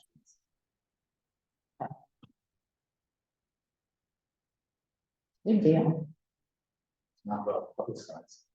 Well, that's true. It's just not what we know. It's not well publicized or known. Yeah. If you don't belong to Alpine Hills, there's a beautiful pool. It's a great place. Good park, as we know, for younger children. So, There's another Rogue Dog Park over there too. I know a lot of people go over there. I'm at Woodland School. Woodland School, yeah, Yeah. sorry, not the district. Okay, Sarah, you had an action item to contact PVSD about the use of school facilities? I gotta come clean. I did not get that done. We didn't have our meeting this month and I didn't reach out to her separately. Okay, So to be continued. okay, You know, Sarah, the one thing I would say, I didn't realize this, that it, Corte Madero's basketball courts are nice, is just looking at, you know, making sure that it's okay, and maybe we can publicize that they're there. and they're the right length. Yeah, very nice. Okay, El Mirador is on hold for the next 18 Can I talk years. on that last one? Sorry, Um, oh, sorry, the- Chris. The Ladera Rec, it rents land from the town of Portola Valley and they put a basketball court on it. So we've been renting it for $5,000 every year, I believe, which is very cheap. So I think should be renegotiated as well, and reciprocity in using their court might be something that we could I do. don't look the Ladero Rec District. Christine, This is Ladera Swim and Tennis. Ladera Oaks? Mhm. Oh, okay, that's the private swim and tennis club? Yes, it's just, we've been renting part of the parking lot at Alpine and we've been renting some land to them as well, which they put a court on. So how do we negotiate? I'm sorry, I don't understand. Where is this basketball court you're talking about? I haven't seen it, but it's behind Ladera or to the side of Ladera Swim and Tennis. It's that triangle that goes in. It's, we have the Little Oh, League that is, field, yeah, Dorothy that League is field. true. Yeah, Yeah, I remember walking this with Howard when we were looking at potential areas for the dog park. The area to the west of their swimming pool is a vacant lot right now. They did put a basketball court on it at one time, I think that's our land, the and it basketball. is owned by Portola Valley. Yes, That is true. And they do lease it. I do not know the terms. so I think we need to ask for the terms and maybe get a copy of it like you did with Priory as well. Yeah, I think, yeah. Howard, okay, let me follow up on that. There's a lot of hidden things here. Yeah. Okay, I'll follow up on that. Okay, El Mirador tied up for 18 years. Did I miss one? Why No. do you say that? Tied up for 18 years? Not I'm understanding. joking. It's tied up in legal estate quandary for many, many years is what we were told. Okay, the other ones on here, I just added no action item at this time, just kind of brainstorming so that we kind of keep a running list. Build a new tennis court, relocate basketball, how to free up court number 3. We talked about a playground at Christ Church, how reasonable that is. There was one on there, parking at a church. I don't remember what that one was. I put that one on here. because I couldn't Oh, I remember. know, that actually wasn't tied to this action plan, that was the fact that Christ Church is charging us $800 for the town picnic, and you were going to let well, the county manager, with respect to the Zots parking and Warfield parking, what the parking rate is that we're getting charged.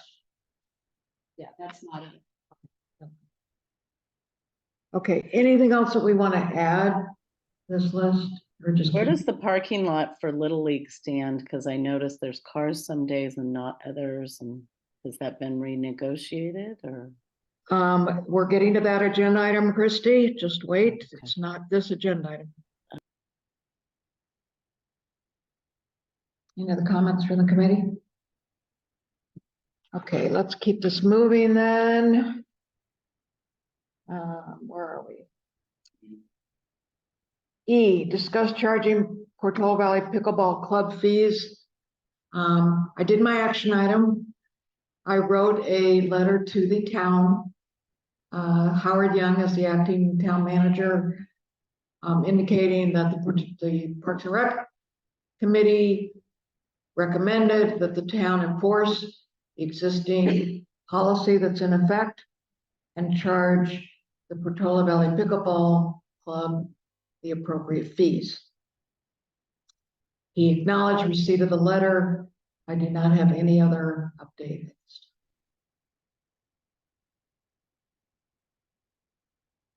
Comments, questions? It's now posted on the agenda. I'm sorry. Do you want to put it off? Do you want to take it off the agenda? What else do we have to do? Nothing. Okay. I can- on the agenda. All right.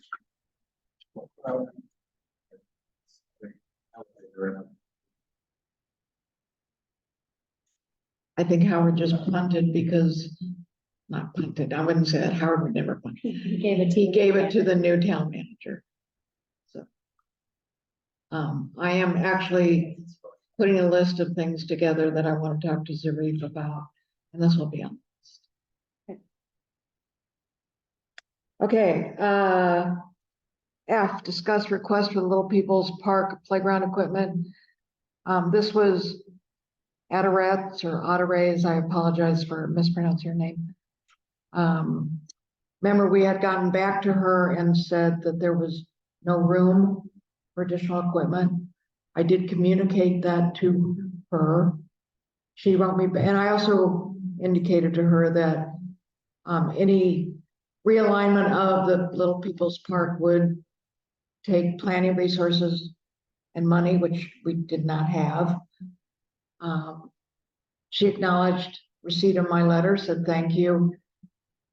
She is going to work with Katie. I think, as you heard from Katie, they're probably going to combine sources a little bit and just maybe come at this from a combined angle or consolidated angle. So I think we'll continue to see information and updates here, but right now this can probably just stay as is.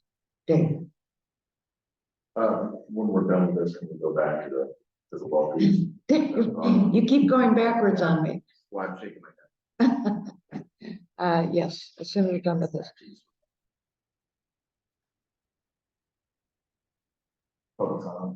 Well, this was, technically, this is different than what she brought up, and she wanted to leave early, so I took her just to do this.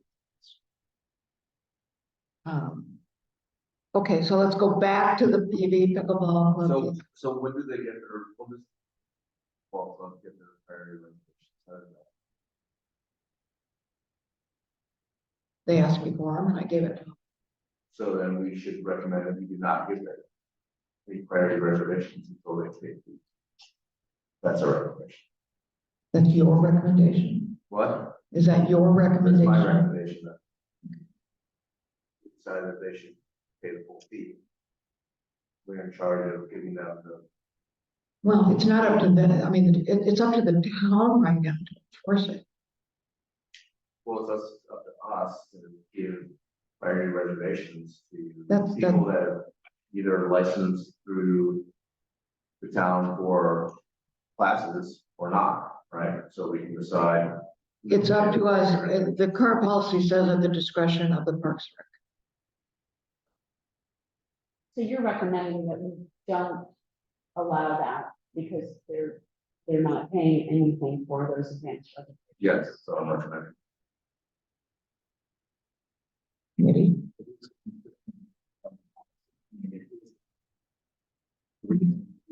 Justification we always use for user fees that allows you to reserve fields in this case. It's always fields. That they are reserving points.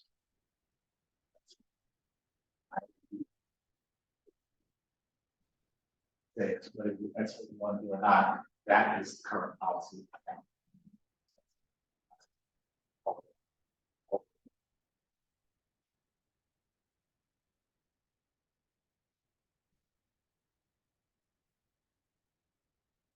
You have any comment?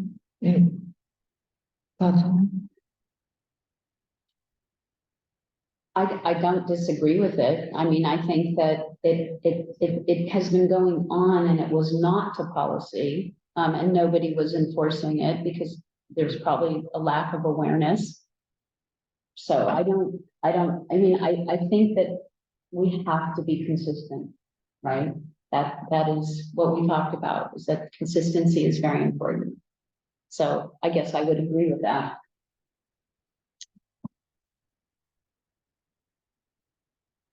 I don't disagree with I guess what I'm struggling with is they really haven't done anything wrong because the town hasn't enforced the policy.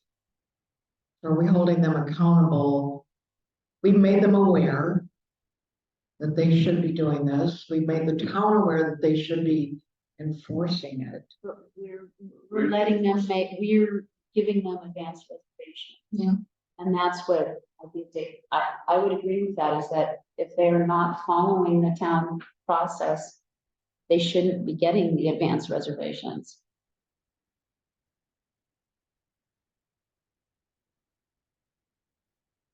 Yeah, I just think we're being nice, but maybe we shouldn't be nice. Nobody else is using the courts, so they're not taking anything away from anybody.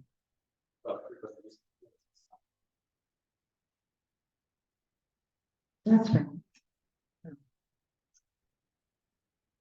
It's kind of it's honor code. Okay. So the committee would like to recommend that we do not give priority reservations to the pickleball club until they start paying fees, Until they register with the town. which involves paying fees. Correct. Okay, I see nodding in the audience. sure.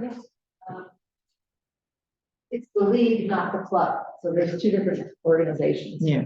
So part of our players play in a league, and that league is the one that's getting these priority reservations. And so the league itself, which I think constitutes, what did Tom say, 30 players?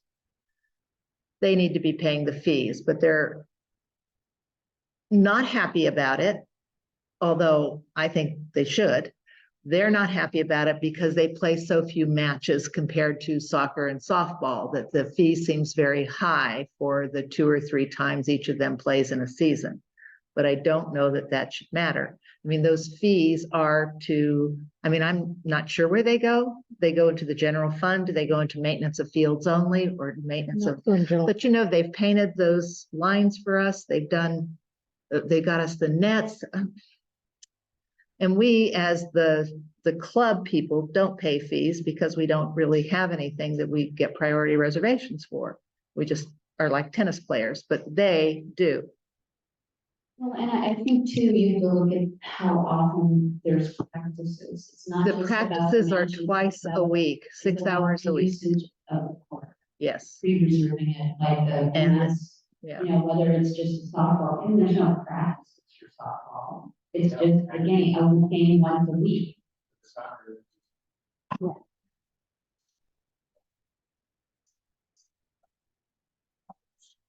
Yeah. Well, it's 6 hours a week all year. So, it's significant. So all I need to know is what to tell them. What do they do? Fill out one of those forms with, because we used to, for whenever I fill it out, I go to Taylor, she's gone. I don't know who does. It represents something like all the individuals, everybody wasn't back. The league itself. So whoever runs the league should fill it out. and pay that $500 that's like forever. You only do it once. Am I correct? That's a deposit. And then the per payer price. That was 93. She's there. I see different numbers on these forms and I've got to know to pick that right box. Yeah, Yeah, we call them clubs you call them clubs when because they have, play other towns. they play other towns. So that's what they're doing. They're playing other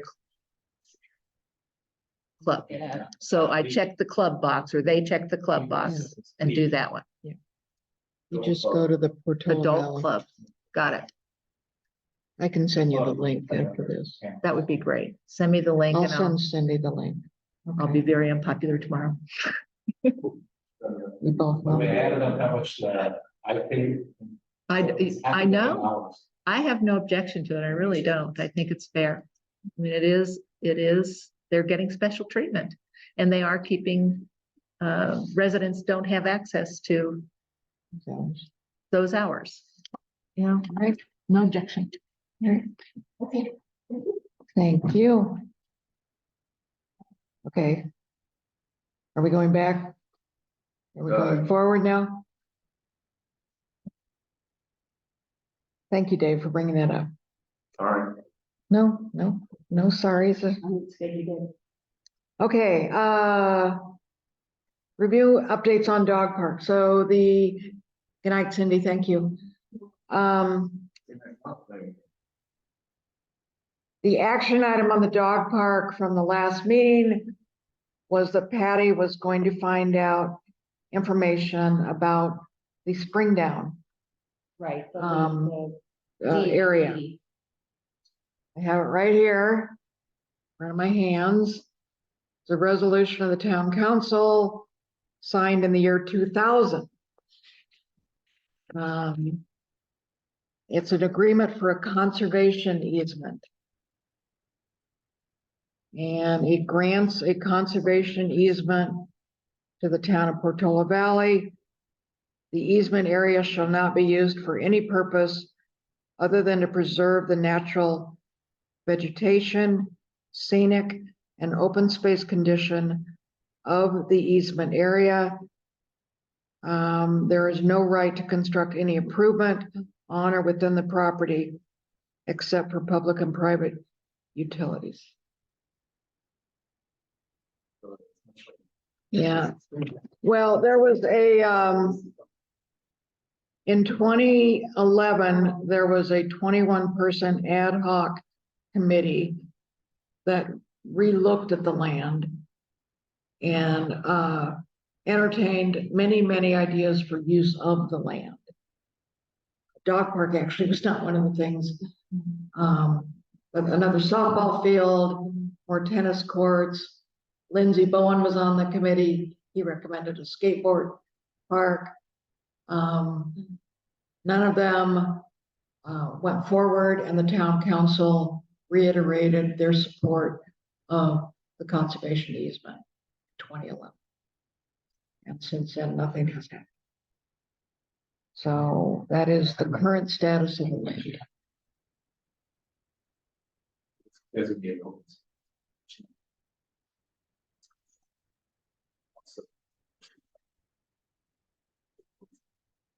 Yes. I did have this thought, which just goes back to this idea that the spaces where dogs are allowed off leash. And fence can, in that case, is just, regular wooden fence. I'm not sure what is really required for legally for dogs to be off leash, to what level they designate what the fence has to be. Because there is actually a fence that goes around that whole area. There's a fence that goes around most of these areas that we talk about. Some of it's just much more than just a wooden post. It's actually all kinds of wire fences. It's even in some cases barbed wire. I'm sure that you couldn't just simply say, don't turn out you shouldn't say.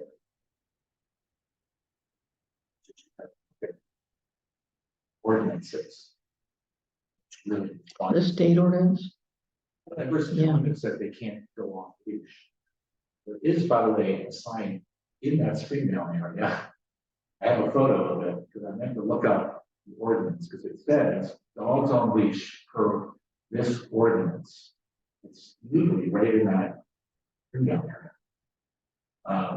In the area on Portola Road.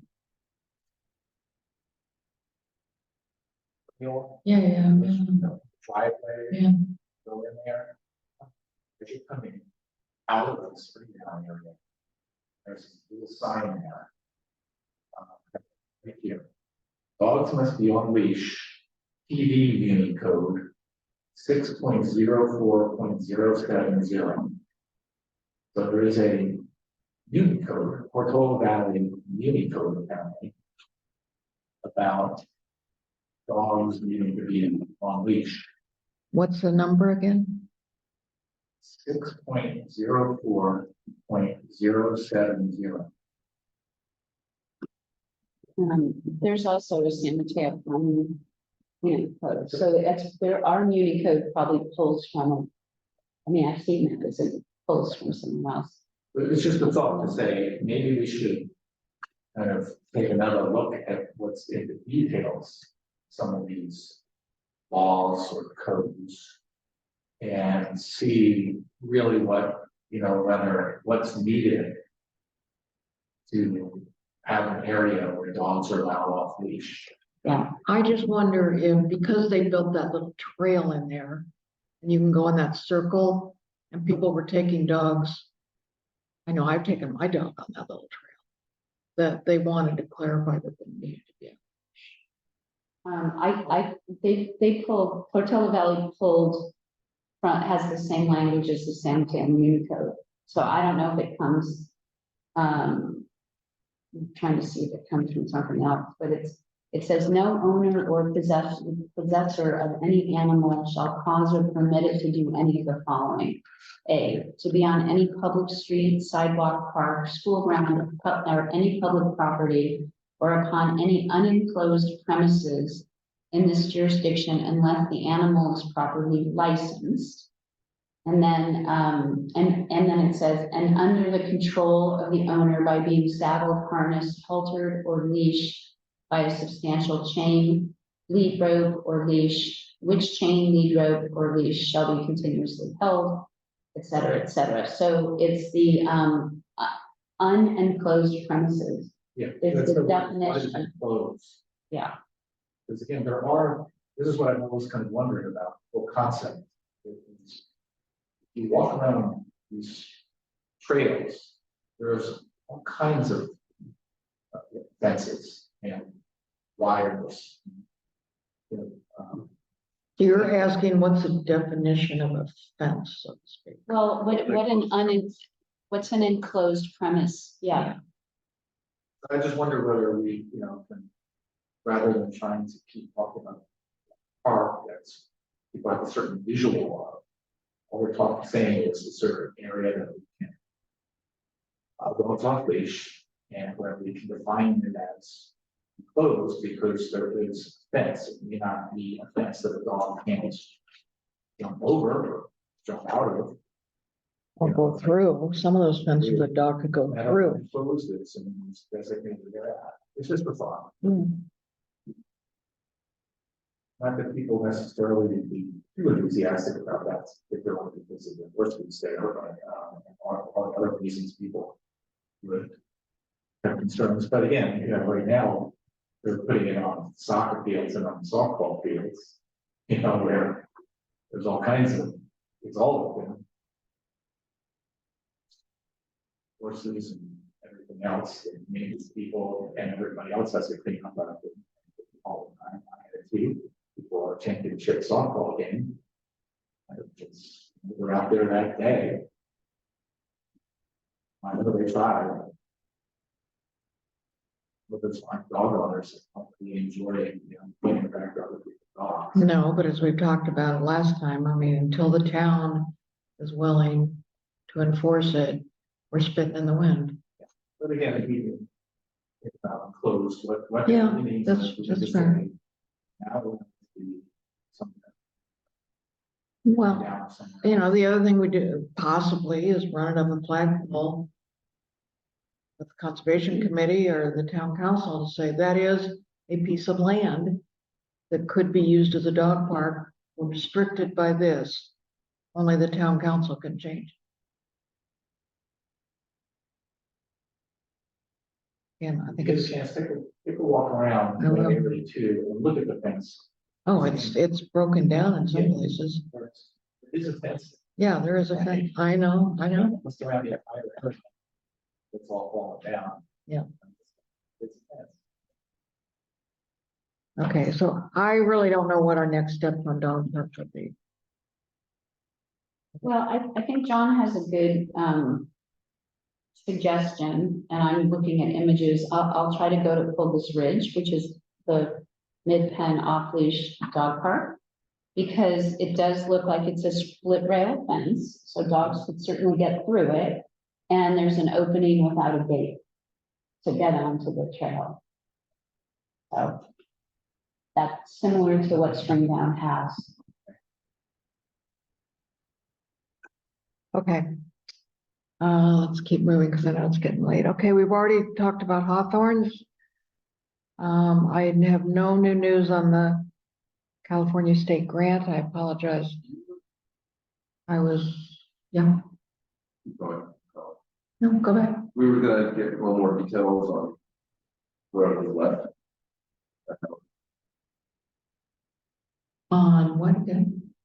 On where the, like, kind of what state the proposal was. I know, and I unfortunately did not. Okay. I won't do that again. Ultimately, I do remember I looked at it at one point and it was through 2024, so I know we're not locked out of it yet. Right. But I'll bring more detail to the next meeting. Sure. Is that all right? Yeah. Okay, parking at Rosati's. Oh, Christy, sorry, did you have something else to say?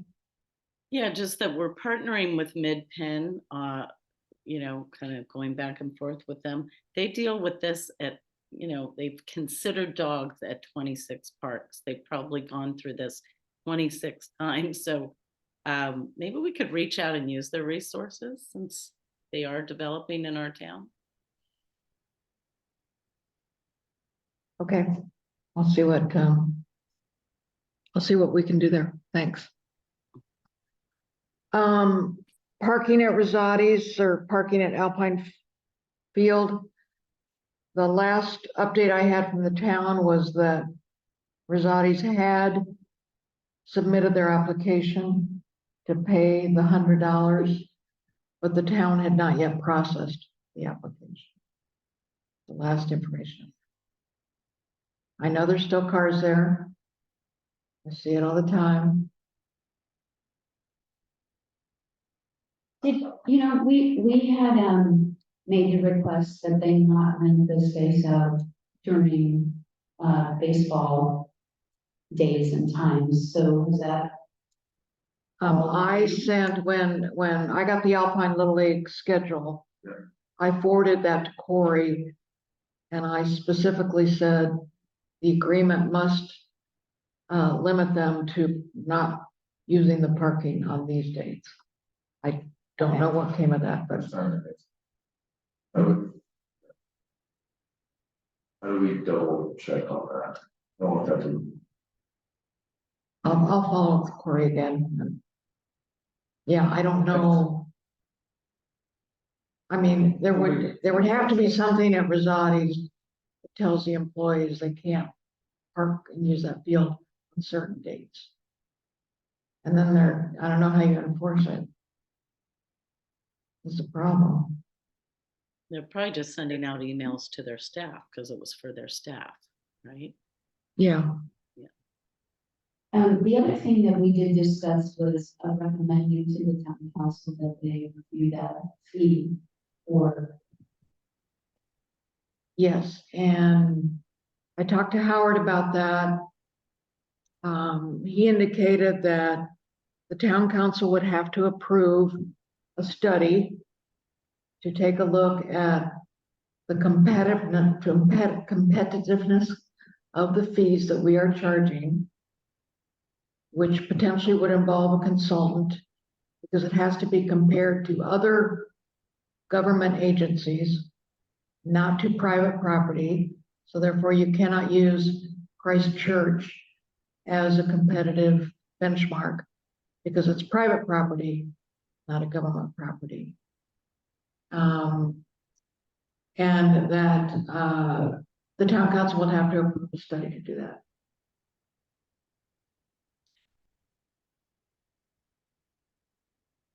But we're,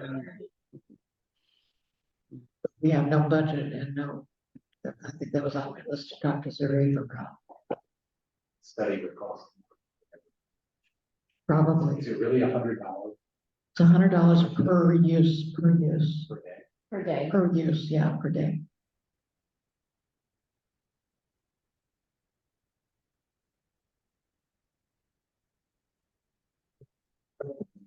Me isn't how much. It seems insignificant. The question is just when they use it.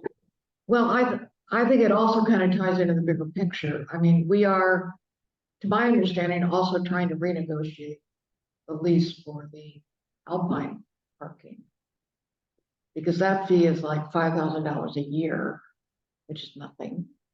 Plus, we're not getting our 30 spaces that we want for soccer.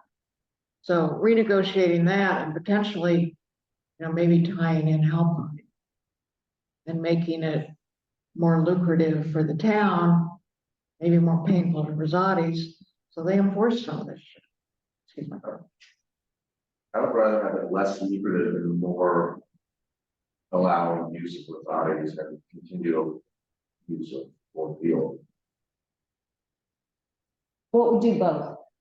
It would serve. But the priority, Yeah. but our priority as Parks and Rec should be to re-enable the use of authorities at the soccer field Correct. as opposed to making money. Yeah, I agree with And that, yes. and similarly, like, fool is one, shame on us, or fool on you, fool is my shame on, like, you can't let that happen at work. Agree. Agree 100%. I don't know what we need. I guess my point was, if you make it painful enough for Rosati's that they need to enforce it, so they're not, you know, paying through their teeth. Maybe that's the only way to incent them to do it. But I agree with you, yes. Our priorities should be parking at Rosati's, so we use the field. Parking at Alpine, so Little League use the field. Just like, I believe that they're running, someone from the guy is running a carpool. They are. So like, Yeah. they don't, like, they just. And again, it's unfortunate, like, they can just not run the carpool on Sundays or whatever. Yeah. Or the hours, so they have full control over it if they choose it. Yes, I agree. I agree. Christie? yeah, I think it's 3 contracts, right? It would be with Ladera as well, Ladera Swim and Tennis. But I do think, I thought you voted on it at the last meeting to bring it to the council recommendation, but it sounds like you got pushback on it. I got pushback, yeah. But just we're for a some reason. million four short in our revenue. How could this town not want revenue? I don't get it. Well, we're not gonna get $1.4 million, so. Christy, I'm sorry, I don't understand your comment about Ladera swim and tennis parking. Ladera Swim and Tennis Basketball Court is land that the, Oh, okay, I'm sorry. Yes, I thought you were talking about and something. that is 3,000. I misquoted. It's maybe 3,000 a year, but that needs to be researched. And look at the contract. It's probably very old.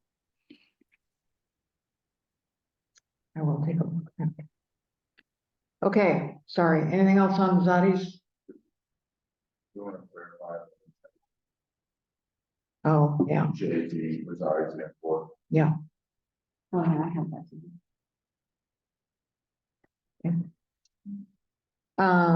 Okay, Kay. The home stretch here. Broad Act Committee structure. Actually, Sarah and I talked today. Sarah reviewed this potential action with Zarif and the town acting attorney the last couple days. Zarif is open to looking at it.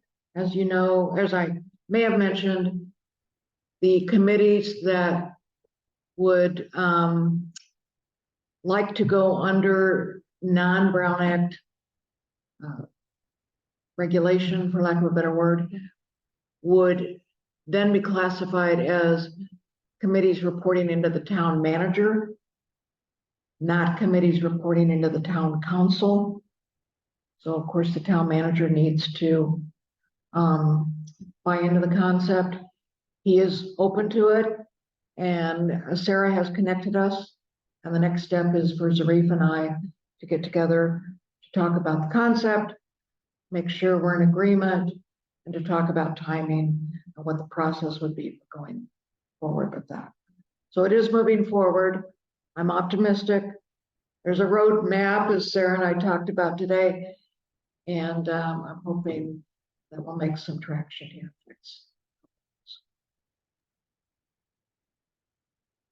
Who then would appoint to the committees by reporting into the town manager versus the council? The town manager.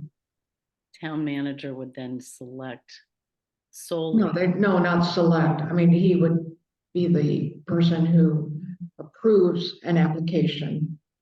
So the application process would technically be the same. It would just go to the town manager, not the town council. Okay, so he would, okay, so, yeah. Okay. All right, that So is, it goes from an elected group of people to a non-elected person. No, someone would still apply to the committee. no, she's talking about the approval. So the town council is elected. Oh. So yes, you're right. I mean, yes. Just something to think about. Worth it, trust me. It's worth it. Okay, Ready for me? Dave, are you going backwards on me? Yes, can we go back to Brent? Is there a blurb about kind of Which one are you going back to? the committee membership update? Oh, Like, as we think about recruiting, like, is there a blurb on like the work? And then beyond? Like, for example, I was texting the Alpine Little League president, like Alpine Little League should try to get someone in their community who actually has an active player, unlike me. Like, I know the president of AYSO Region 25, someone should get AYSO, they should recruit someone, you know, first, but we should get the local leagues. if you look at our charter, that's probably the best place. Okay. And if you don't have a copy of the charter, I can send it. I can send that out to the committee. I don't have. Okay, I will send the charter out Okay. to the It's committee. actually not on. I know it's not, Thank but you. I've got it. I've got it separate. No, I mean, I think we should figure out what we want to say, but I'm happy to post it.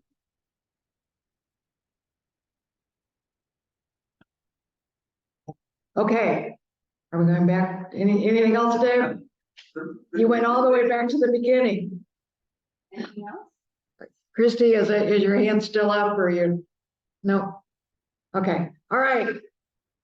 Going once, going twice. Motion for adjournment? Motion. Oh, no, I had something. Shush. Officially recognize John Ferdinand. Oh, okay. All right, let's sing. Shall we sing? Sing. Happy birthday to you. Happy birthday to you. Happy birthday, birthday, John. Happy birthday to you. Meeting adjourned. Meeting adjourned. Thanks, everybody, for hanging in there.